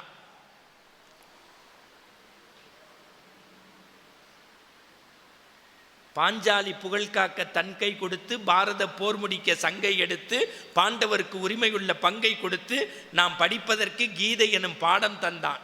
யாரு? கிருஷ்ண. இந்த ஜம்முன்னு அங்கே ஒருத்தர் திருமண் இட்டுக்கிட்டு அப்படி சொல்கிறாங்க.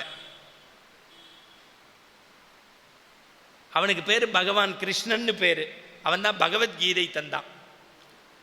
அவர்கிட்ட போய் கேட்டேன், தலைவா தர்மபுரியில் 100 வாரம் கூட்டம் நடத்திட்டாங்க, 8 வருஷம், 103 கடந்துருச்சு.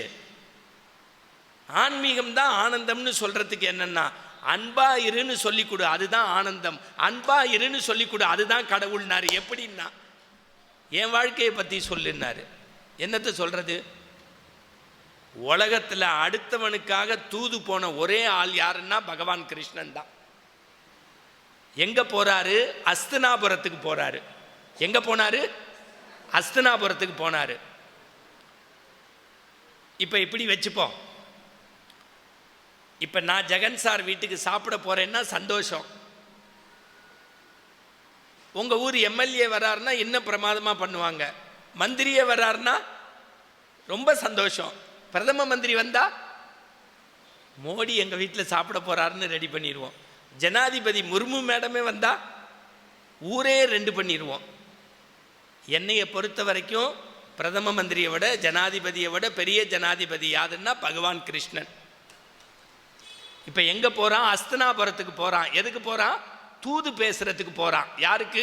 பாண்டவர்களுக்கு தூது பேசுகிறதுக்கு அஸ்தினாபுரத்துக்கு போனான். நான் என்ன சொன்னேன்? அன்பு தான் கடவுள்னு. அதை இந்த உலகத்துக்கு கண்டுபிடிச்சு சொன்னவன் யாருன்னா பகவான் கிருஷ்ணன். எப்படி சார்? தேரை விட்டு இறங்குறான் சார், ஐயா மாதிரி ஒருத்தர் உட்காந்துருந்தார் சார், அப்படி கை தட்டினார். பீஷ்மாச்சாரின்னு பேர். கிருஷ்ணனை கூப்பிட்டாரு, இங்கே வா, இங்கே வா, நீ எவ்வளோ பெரிய ஆள், நீ புல்லாங்குழல் வாசிச்சின்னா மனசெல்லாம் உலங்கிடும், நீ உன் பிஞ்சு பாதத்தால் நடந்ததுன்னா பிரமாதமாக இருக்கும், வாயை திறந்தா உலகமே எனக்கு தெரியும், வா என் வீட்டுக்கு வா, உட்காரு. வெறும் சோபா இல்லை, சோபான்னு சொல்லலாம்ல, கிருஷ்ணனே சோபாவை யூஸ் பண்ணியிருக்காரு. போட்டு டைட்டில் சூப்பர், கிருஷ்ணன் பயன்படுத்திய சோபா. அதுவா வருது, நான் ஒன்றும் பண்ண முடியாது. நான் சொல்றது மகாபாரதத்து கிருஷ்ணன். பீஷ்மாச்சாரி சொன்னார், என் வீட்டில் சோபா போடுறேன், உட்காந்தா 6 அடி உள்ளே போகும், சூப்பராக இருக்கும், என் வீட்டுக்கு வா, என் வீட்டுக்கு வான்னாரு. பாவம் கிருஷ்ணன் நல்லவன், சோபா வேண்டான்ட்டு போயிட்டான். நான் சொல்றது பீஷ்மாச்சாரி வீட்டு சோபா.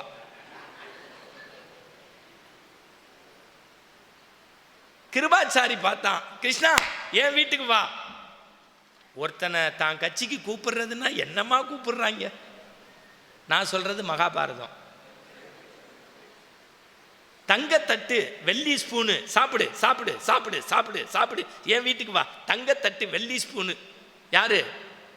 கிருபாச்சாரி. சாப்பிடுன்னா துரோணாச்சாரி கூப்பிட்டான், என் வீட்டுக்கு வா, என் வீட்டுக்கு வா. ஏற்கனவே இவன் குதிரையில் தான் வந்திருக்கான், ஆனால் குதிரையை வச்சு பேரை நடத்த முடியாது. நான் சொல்கிறது மகாபாரதம், நான் சொல்கிறது பகவான் கிருஷ்ணர். இன்றைக்கி ஒன்றும் பண்ண முடியாது, அதுவாக வருது. நான் சொல்கிற சோபா மகாபாரதத்து சோபா, நான் சொல்கிற தங்கத்தட்டு வெள்ளி ஸ்பூன் மகாபாரதம், நான் சொல்கிற குதிரை மகாபாரத்து குதிரை. குதிரையை விட்டு இறங்கினவன்ட்டு குதிரையை காட்டி ஏமாற்ற முடியாது. 2 பேராக போங்க, மொத்தமாக குபீர் குபீர்னு போய் எனக்கு பயமுறுத்தக்கூடாது.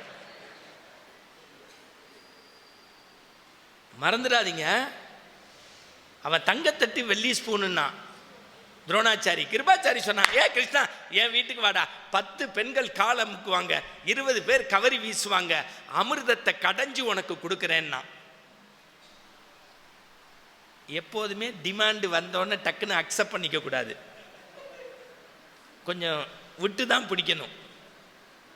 இது நான் சொல்லலை, மகாபாரதத்தில் சொல்லுது. கிருஷ்ணன் ஆகட்டும் பார்க்கலாம்னு போனான். இந்த கடைசியாக இப்போ ஒருத்தர் சேரில் உட்காந்தார்ல, அந்த மாதிரி ஒருத்தர் இப்படி பார்த்தார். கிருஷ்ணா அதோ தெரியுது பார் ஒரு வீடு, அதுதான் உன் வீடு வரியான்னா. அது வீடு இல்லை, சின்ன வீடு, ரொம்ப சின்ன வீடு. எப்போதுமே பெரிய வீட்டில் கிடைக்காதது சின்ன வீட்டில் தான் கிடைக்கும். சந்தோஷம், அன்பு. ஐயா பார்க்குறாரு, கரெக்டு தான்.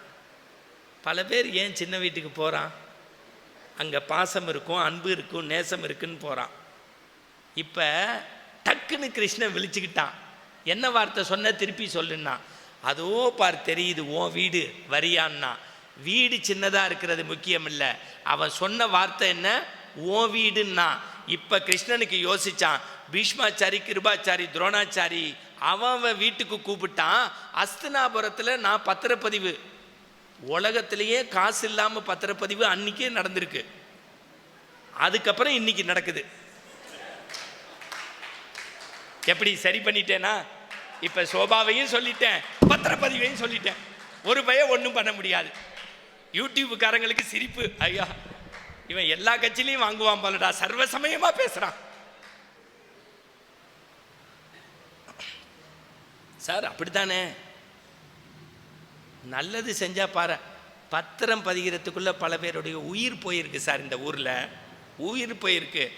எவன் காசு இல்லாமல் பத்திரப்பதிவு நடத்துகிறானோ அவனை கைத்தட்டி கும்பிடுவோம். நம்ம உழைச்ச காசு, நம்ம உழைச்ச நிலம், நம்ம பத்திரம் எழுதுறதுக்கு காசு தர வேண்டியிருக்கு. அந்த அவலம் குறைகிறதுக்கு சுதந்திரம் அடைஞ்சு 80 வருஷம் ஆயிருக்கு.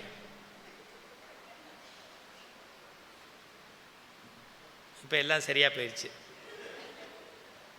இப்போ மறந்துடாதீங்க, கிருஷ்ணன் பயந்துட்டான். அஸ்தினாபுரத்தில் எனக்கே எதிராக வீடுன்னா. திருப்பியும் விதுரன் சொன்னான், அதோ அது பாரு அது உன் வீடு தான்னா. உள்ளே போயிட்டான். இப்போ நம்ம வீட்டுக்கு கெஸ்ட்டு வந்தால் நம்ம மனசு எப்படி இருக்கும்? வாங்க வாங்க, நீங்கள் எல்லாம் சாப்பிட்டு வந்திருப்பீங்க, அப்படியா சொல்லுவீங்க? சில பேர் சொன்னாலும் சொல்லுவீங்க. வந்த உடனே வந்திருக்கவன் பகவான் கிருஷ்ணன், அவனுக்கு ஏதாவது கொடுக்கணுமேனு என்ன பண்ணுறான்? எதுவுமே இல்லை. டக்குன்னு ஒரு காலத்துல எல்லாம் பெண்கள் என்ன பண்ணுவாங்கன்னா, இந்த சீரியல்லாம் வர்றதுக்கு முன்னாடி ஒரு தட்டில் பலகாரம் வச்சு இப்படி கொடுத்துட்டு சொம்பில் தண்ணி கொடுப்பாங்க. மதிய நேரமாக இருந்தால் வெயிலில் சொம்பில் தண்ணி கொடுப்பாங்க. எங்கள் ஊரில் நான் 10வது படித்த வரைக்கும் எங்கள் பாட்டி தெருவில் ஓலை கேப்பு போட்டு போஸ்ட்மேன் வருவார். எங்கள் வீட்டில் தான் உட்காந்து சாப்பிடுவாங்க. மத்தியானம் மோரும் வெஞ்சனமும் கொடுப்பாங்க. அவர் சாப்பிட்டுட்டு 10 நிமிஷம் கொஞ்சம் காற்று வாங்கிட்டு போவார். இப்போ புருஷனே சீரியல் பார்க்குற நேரம் வந்தாலும் கதவை திறக்க மாட்டேங்கிறாளுங்க. இதுதான் உண்மை, சாமி சத்தியம். நல்ல வேளை இந்த விளம்பரம்னு ஒன்று வரலன்னா சோறே கிடையாது பல பேருக்கு. அங்கே ஒரு 7-8 பேர் சிரிக்கிறாங்க, நம்ம வீட்டில் இருந்து ஒட்டி பார்ப்பான் போலடா இவன் அப்படின்னு. எல்லார் வீட்லேயும் அப்படித்தான். இப்போ மறந்துடாதீங்க, வந்தோடனே 2 வாழைப்பழம் இருந்துச்சு. வந்திருக்கிறது யாரு? ஜனாதிபதிக்கெல்லாம் ஜனாதிபதி, பெரிய ஆளு.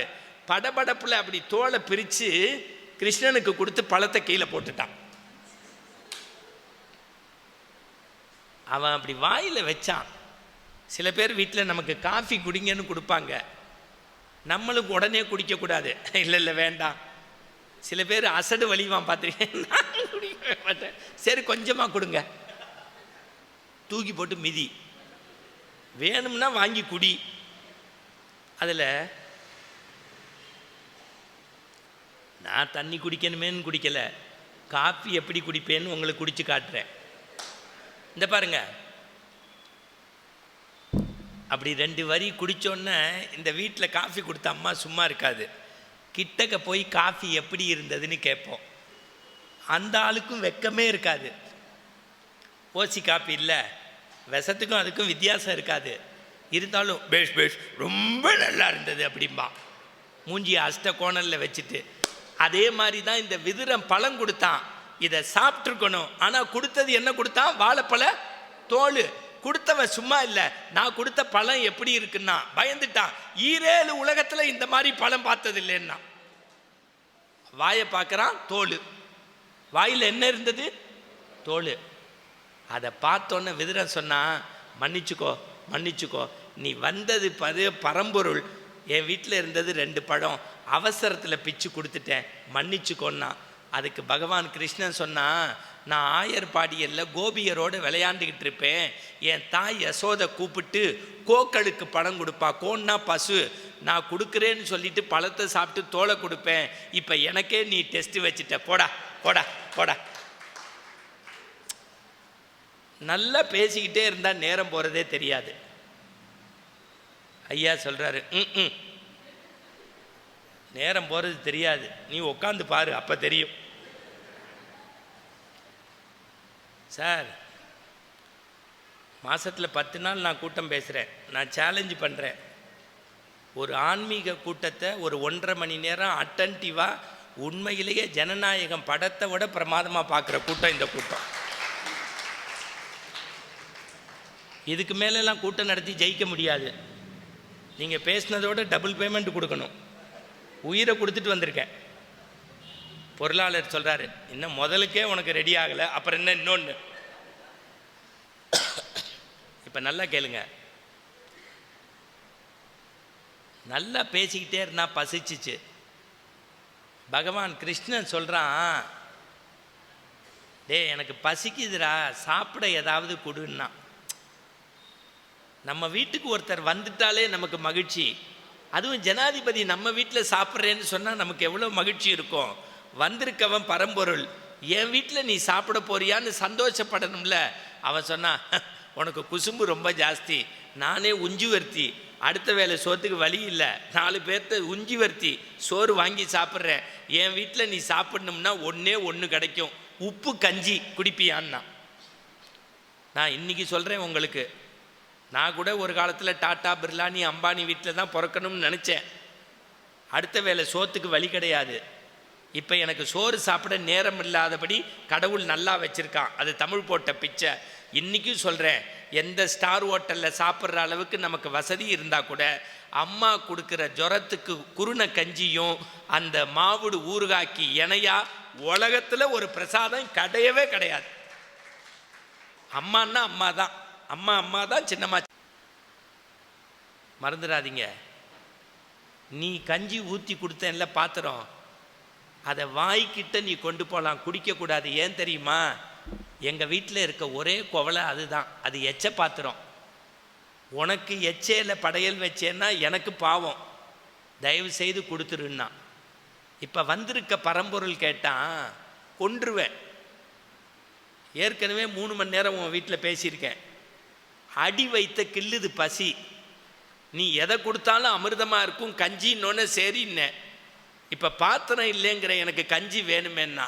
உடனே அவன் சொன்னான், ஒன்று சொல்கிறேன், என் வீட்டில் காய்ந்த சருகு இருக்குது, அது யாரும் யூஸ் பண்ணாதது, அந்த காய்ந்த சருகில் ஊற்றுறேன், குடிச்சுப்பியான்னா. கிருஷ்ணன் சொன்னான், முதல்ல பேச்சை குறைடா, சாப்பாடை போடுறா, பேச்சை குறை சாப்பாடை போடு. சில கல்யாண வீட்டில் கூட நீங்கள் எவனாவது கூப்பிட்டான்னு சாப்பிட போயிடாதீங்க. அன்றைக்கி நான் ஒரு அமைச்சர் வீட்டு கல்யாணத்துக்கு போயிட்டேன். சாப்பிட கூட்டி போகிறேன்னா எனக்கு முன்னாடி 5000 பேர் உக்காந்துருக்கான். நாங்களும் வெக்கமே படலை, தவ்வி குதித்து எல்லாம் பண்ணி இலக்கிட்ட போகிறோம். அப்போ தான் அவன் ஃபஸ்ட்லேருந்து திருப்பி ஸ்டார்ட் பண்ணுறான்.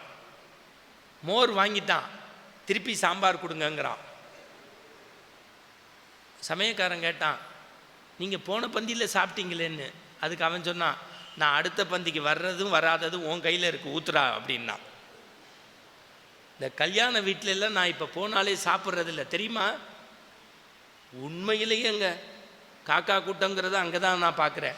அப்படி இலையை வச்சு சோறு திங்கும் போதே ஒருத்தன் ஃபோனை எடுத்துப்பான் நம்ம பின்னாடி, இந்த இப்போ முடிச்சிருவார் சாரு, நான் சாப்பிட்டு வந்துடுறேன்பா. நம்மளே 3/4 மணி நேரம் நின்று இலையை பிடிச்சிருப்போம். இது பரவாயில்ல, சில பேர் கை கழுவுற அவசரத்தில் ஃபோனை பேசிக்கிட்டே இலைக்கு கீழே உள்ள பேப்பரை இழுத்து விட்டு போயிடுவான். நான் போன மாதம் ஒரு கல்யாண வீட்டுக்கு போனேன், ஒருத்தன் பேப்பரை இழுத்துட்டு போயிட்டான். ஒரு 10 இலை சுனாமி மாதிரி இப்படி போயிட்டு வந்துச்சு. இப்போ வரைக்கும் நான் யார் இலையில் சாப்பிட்டேன்னு எனக்கு தெரியல. உங்களுக்கு என்ன சிரிப்பீங்க? நாளில் அடுத்தவன் எச்ச இலையில் சாப்பிட்ருக்கேன். ஒரு சோத்துக்கு இந்த பறக்கிறது தான் மனுஷ வயிறு. என்னடா கஞ்சியை ஊற்றுற இலையில குடிச்சுக்கங்கிறான்னா, இலையை கொடுத்தான், கஞ்சி இப்போ ஊற்றணும்ல இலையில. அப்படி ஊற்ற போகும்போது ஒரே ஒரு நிமிஷம் வெதுரன் சொன்னான், பார்த்து பிடிச்சிக்கோன்னா. ஏன்னா நான் வலப்பக்கம் ஊற்றுறேன், இடப்பக்கம் ஓடும், இடப்பக்கம் பிடின்னா. இடப்பக்கம் பிடிச்சான், மறந்துடாதீங்க. இப்போ வலப்பக்கம் ஓடினுச்சு, இப்போ வலப்பக்கம் பிடிச்சான், திருப்பி இடப்பக்கம் ஓடிச்சு. 2 பக்கமும் பிடிச்சான். வலதில் ஊற்றினா இடது பக்கம் போச்சு, இடதுல ஊற்றினா வலது பக்கம் போச்சு, 2 பக்கமும் பிடிச்சான். இப்போ கீழே போச்சு. டக்குன்னு இலையை கீழே போட்டான். யாரு? பாஞ்சாலி புகழ் காக்க தன் கை கொடுத்து, பாரத போர் முடிக்க சங்கை எடுத்து, பாண்டவருக்கு உரிமை உள்ள பங்கை கொடுத்து, நாம் படிப்பதற்கு கீதை என்னும் பாடம் தந்து உலகத்துக்கே படிகளந்த பெருமாள் சொல்கிறான், டே டே விதுரா, நான் இந்த உலகத்தில் ஏன் தெரியுமாடா பிறந்தேன்? கம்சன்கிற ஒருத்தனை அழிக்கிறதுக்கு எனக்கு ஒத்த கை போதும். கம்சன்கிற ஒருத்தனை அழிக்கிறதுக்கு எனக்கு ஒத்த கை போதும். ஆனால் உன்னுடைய உப்பு கஞ்சியை குடிக்கிறதுக்கு எனக்கு 4 கை இருந்தாலும் பத்தாதுடா. உன் அன்புக்கு நான் அடிமை, உன் அன்புக்கு நான் அடிமை. சொன்னது யாரு? பரம்பொருள் கிருஷ்ணன். 63 நாயன்மார்களை பற்றி எழுதுறாங்கல்ல. உலகலாம் உணர்ந்து ஓதற்கரியவன், நிலவுலாவிய நீர்வெளி வேணியன், அழகில் சோதியன் அம்பலத்தாடுவான், மலர்ச்சிலம்படி வாழ்த்தி வணங்குவோம். எப்படி கும்பிடுறீங்க? மாங்கனி உடைந்து தேங்க வயல் வந்து மாண்பு நல் விளைந்த வளநாடா, மாந்ததவர் உண்பர்கோன் பரவி நின்ற மாந்துரை அமர்ந்த பெருமானே. அம்மை நீ, அப்பன் நீ, அறிவுடைய மாமன் நீ. அப்படித்தானே சிவபெருமானை கும்பிடுறீங்க? காதலாகி கண்ணீர் மல்கி கசிந்துருகி வென்றீங்கல்ல. 63 நாயன்மார் இருந்தாங்க. ஆனா நம்ம கிருஷ்ணன் கதை மாதிரி ஒரே ஒரு கோவிலுக்கு கடவுள் போய் கும்பாபிஷேகம் பண்ணார். யாருக்கு? மன்னன் கட்டிய கற்கோவிலுக்கு போகல. ஏழை அந்தன பூசலார் கட்டிய உள்ளம் பெருங்கோயில் ஊன் உடம்பு ஆலயம்னா. ஏண்டான்னா கோவில் கட்டணும்னா காசு சுண்ணாம்பு கல் இல்லை, அன்பு தேவைங்கிறத கடவுளுக்கே எடுத்தான்னு காலில் உளுந்து வணங்கினான். அவன் பேர் தான் பூசலார். சார், ஒருத்தன் பிள்ளை கறி சமைச்சு கொடுத்தான். அவன் பேர் சிறு தொண்டர்னு பேரு. ஒரு குடும்பத்துக்கு ஒரே பிள்ளையா இருக்கணும். தாய் பிடிக்க தந்தை கூரெடுத்து சமைக்கணும்னா அவன் பேர் சீராளன்னு பேரு. எதை கேட்டாலும் கடவுள் கேட்டால் ஃபோனை கொடுப்பான், பேனாவை கொடுப்பான், பாட்டில் கொடுப்பான், புஸ்தகத்தை கொடுப்பான். இயற்பகை நாயனாருடைய மனைவியை கேட்டான், அமுச்சு வச்சார். சார், மூர்த்தி நாயனார்னு ஒருத்தர் இருந்தார். பெரிய ஒன்று சாதனையெல்லாம் செய்யலை. டெய்லி சிவபெருமானுக்கு அரைச்சு சந்தனத்தை கொடுப்பாரு. சந்தனத்தால் அபிஷேகம். டக்குன்னு பார்த்தான் பாண்டிய மன்னன், இனிமே சந்தன கட்டையே கட்டுப்பாடு போட்டான். கட்டை இல்லைன்னா என்ன, என் கையால் அரைக்கிறேன்னா. ரத்தம் கூறிட்டு வந்தது. வந்து கடவுள் பிடிச்சான். இன்னொருத்தன் நம்மளை மாதிரி, அவன் ஆகம் தெரியாது, வேதம் தெரியாது, அன்பு மட்டும்தான் தெரியும். அவன் தான் வேட்டுவ குளத்துல பிறந்து எப்படி குகன் தேனையும் மீனையும் கொண்டு போய் குகனோடும் ஐவரானோம் குன்று சொல்வான், மகனோடும் அறுவரானோம்னு காதல்னால 7 பேரா மாறினானோ, அந்த மாதிரி இதே பெரிய புராணத்துல வேட்டுவ குளத்துல பிறந்து சிவகோசரியாருடைய யாகத்தை விட வேதத்தை விட அன்புனால தான் கண்ணை கொடுத்து கடவுளே வந்து எனக்கே கண்ணு கொடுத்திய, நீ தின்னப்ப நல்ல கண்ணு சொன்னான். இதெல்லாம் விட ஒரு ஆள் இருந்தான். பெண்கள் அழகு எப்போதுமே துறக்க மாட்டாங்க.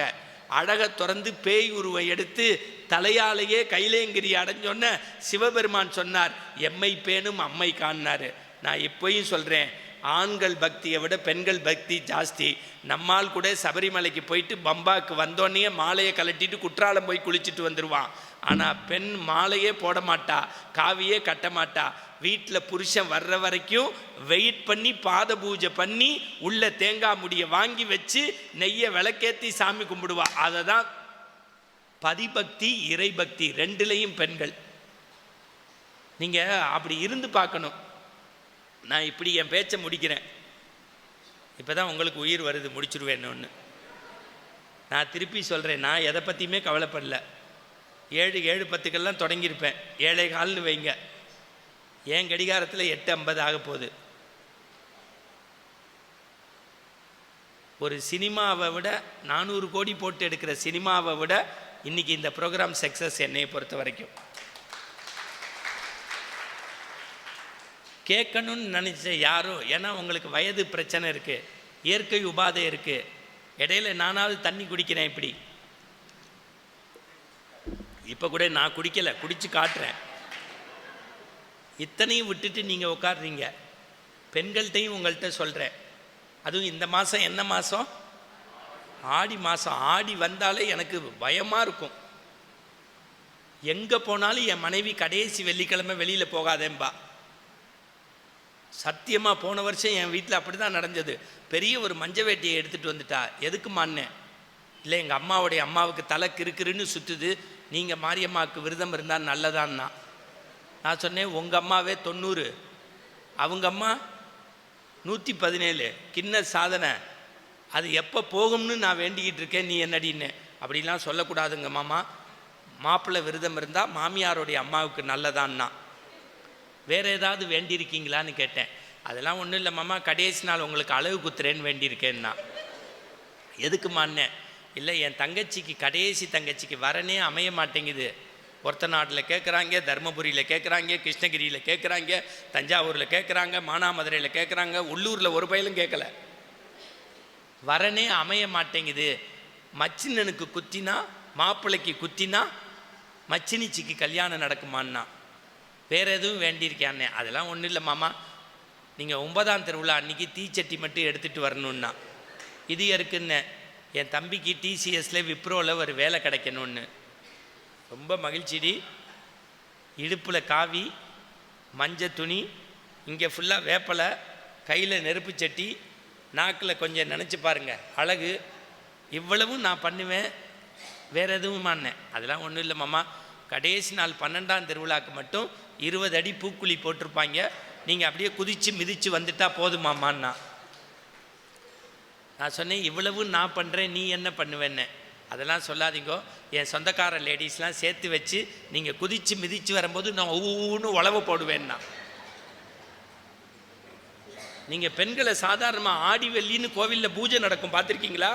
பெரிய பட்டு புடவையை கட்டிக்கிட்டு அப்போ தான் வெளியில் உள்ள செயினெல்லாம் எடுத்து போட்டுக்கிட்டு சிவாச்சாரியார் சொல்லுவார், எல்லாரும் குத்து விளக்குக்கு கீழே வெத்தலையை எடுத்துக்கங்க, குங்குமம் கையில் எடுத்துக்கங்க, நான் சொல்கிற மந்திரத்தை சொல்லுங்கன்னு 1000 ரூபா கொடுத்து சீட்டு வாங்கியிருப்பாங்க. அவர் சொல்லுவார், சிவாய நம, சிவசக்தியே நம, இச்சாசக்தியே நம, சொர்ணரூபிணியே நம, தீபலக்ஷ்மியே நம.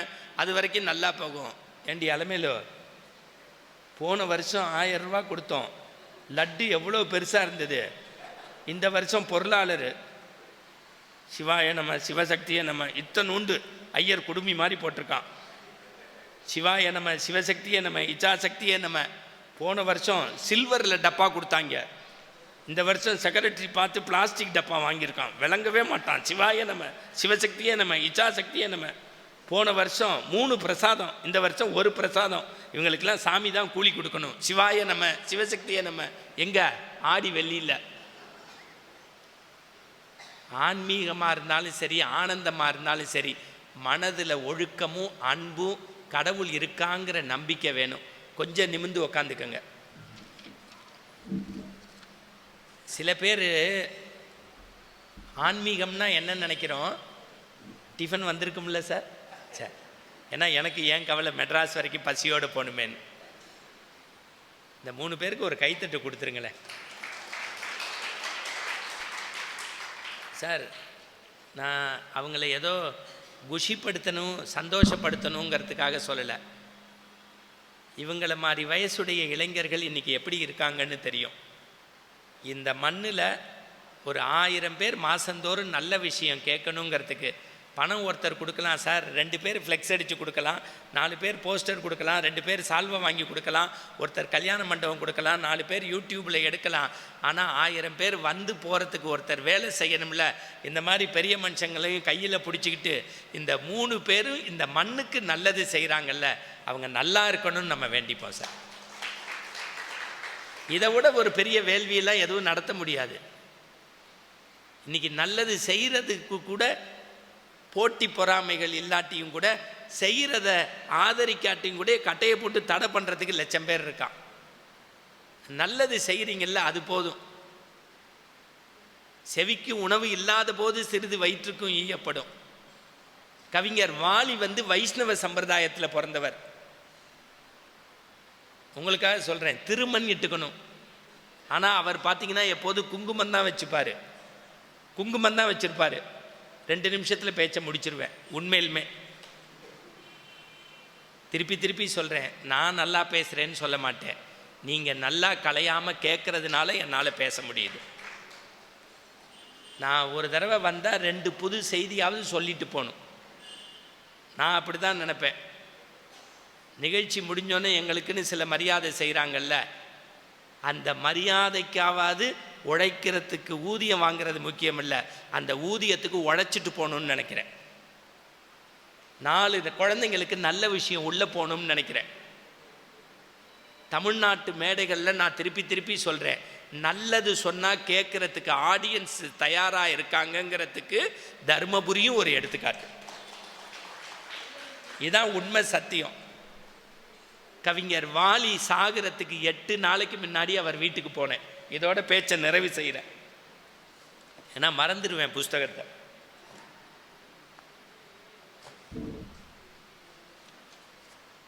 கவிஞர் வாலி சாகிறதுக்கு 8 நாளைக்கு முன்னாடி போனேன்.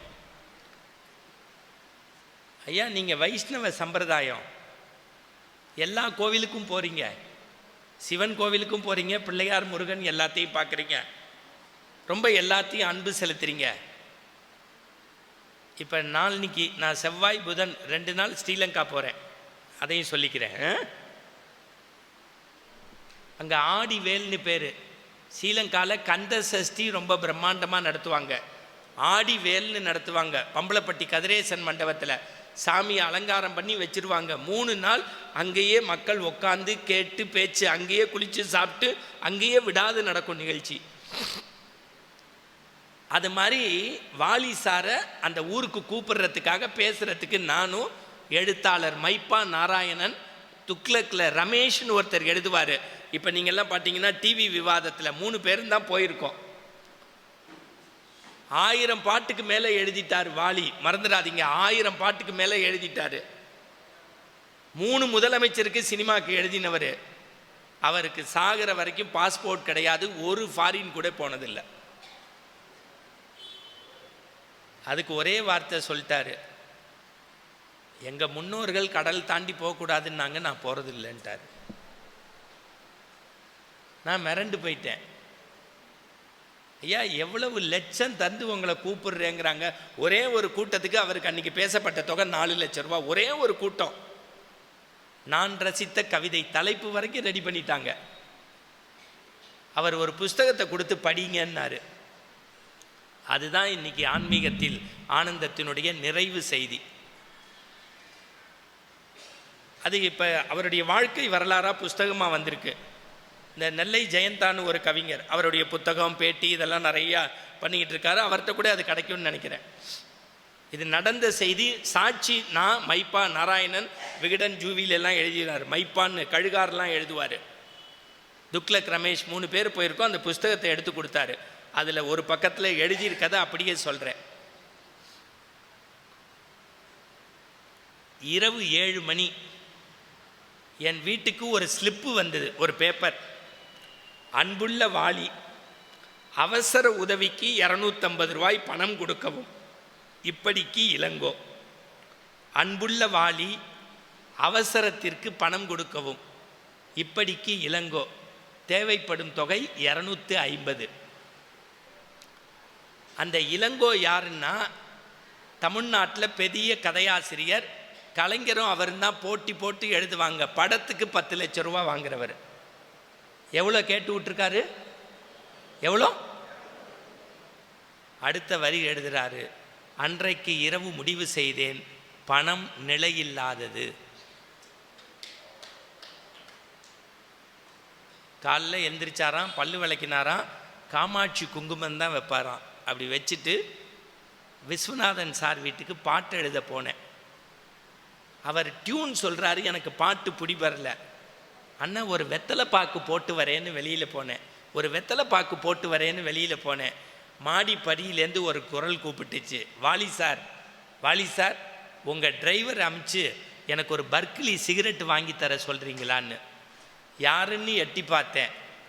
படத்துக்கு லட்சத்தில் பணம் வாங்கி தான் எண்ண முடியாமல் பிஏவை வச்சு எண்ணி பீரோக்குள்ளே வச்ச நடிகர் சந்திரபாபு வசதி குறைஞ்சி பர்க்லி சிகரெட் கேட்டார். உடனே நான் கேட்டேன், தம்பி நீ 555 தானே கொடுப்ப, அப்போல்லாம் 555ன்னு டப்பாவில் வருமா, 555 தானே குடிப்ப, ஏன் பர்குலி கேட்குற?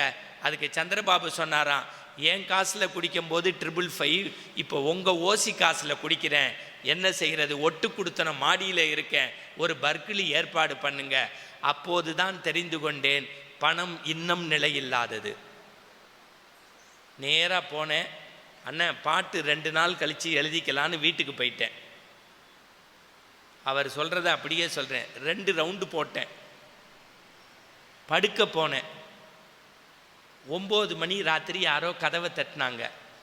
9 மணிக்கு என் வீட்டு கதவை யார் தட்டுறாங்கன்னு திறந்து பார்த்தேன். கப்பல் மாதிரி கார் வச்சு நேராக போய் பெட்ரூமில் இறங்கி படுத்து தூங்கி மறுநாள் ஸ்டூடியோவுக்கு போய் எம்ஜிஆரையும் சிவாஜியையும் பயமுறுத்துகிற நடிகர் திலகம் சாவித்திரி அழுதுகிட்டு வந்து நின்னா. என்னம்மான்னு கேட்டேன். இன்னமே என்கிட்ட இழக்கிறதுக்கு ஒன்றுமே இல்லைன்னா நீங்கள் ஒரு நாடகம் எழுதி கொடுங்க, அந்த நாடகத்தை வச்சாவது என் வயிற்றை கழுவிக்கிறேன்னா. அப்போ தான் தெரிஞ்சது இந்த ஊரில் புகழும் அழகும் நிலையில்லாதது என்று. முதல்ல என்ன எழுதினாரு? பணம். அடுத்து புகழும் அழகும் நிலையில்லாதது என்று. அடுத்த வார்த்தை தான் க்ளோஸ் பண்ணிட்டார் இன்னைக்கு தலைப்பு. காலை 7 மணி அவசரமாக குளித்து விட்டு பல்லை தேய்த்து என் ரங்கனை சேவிப்பதற்கு ராப்பத்து பகல் 10 பார்த்து பூலோக வைகுந்தம் என்று கொண்டாட டிக்கெட் எடுக்க 6 ரூபாய் தான் அப்போ டிக்கெட்டு. எக்மோர் ரயில்வே ஸ்டேஷனுக்கு போனேன். ஒருவர் என் கண்ணில் பட்டார். போய் கையை பிடித்தேன். அவர் கண்ணீர் துளி என் கையில் பட்டது. அவர் கேட்ட வார்த்தை, வாலி என்னை உனக்கு தெரிகிறதா என்றார். அண்ணா அப்படி சொல்லலாமா? இந்த தமிழகம் கொண்டாடிய சூப்பர் ஸ்டார் அல்லவா நீங்கள்? அதற்கு அவர் சொன்ன பதில், நான் வசதியோடும் வாய்ப்போடும் அழகோடும் நடிப்போடும் பேரோடும் புகழோடும் இருந்தபோது எல்லோரும் என்னை தொட்டு பார்க்க வேண்டும் என்று ஆசைப்பட்டார்கள். இப்பொழுது அருகில் இருந்தாலும் என்னை அனுதினமும் பார்த்தாலும் யாரும் கண்டுகொள்வதில்லை. என் பெயர்தான் சூப்பர் ஸ்டார் என்று உலகம் கொண்டாடிய தியாகராஜ பாகவதர். அன்று முடிவு செய்தேன் நாடுகளாக பறந்து கோடிகளை சம்பாதித்து நாற்காலியில் உட்கார்ந்து புகழ்கீரிடம் வைத்து பணம் பொருள் சம்பாதிப்பதை விட எனக்கு எப்போதும் நிம்மதி தரக்கூடிய ரங்கனே ஆனந்தம். நன்றி, வணக்கம்.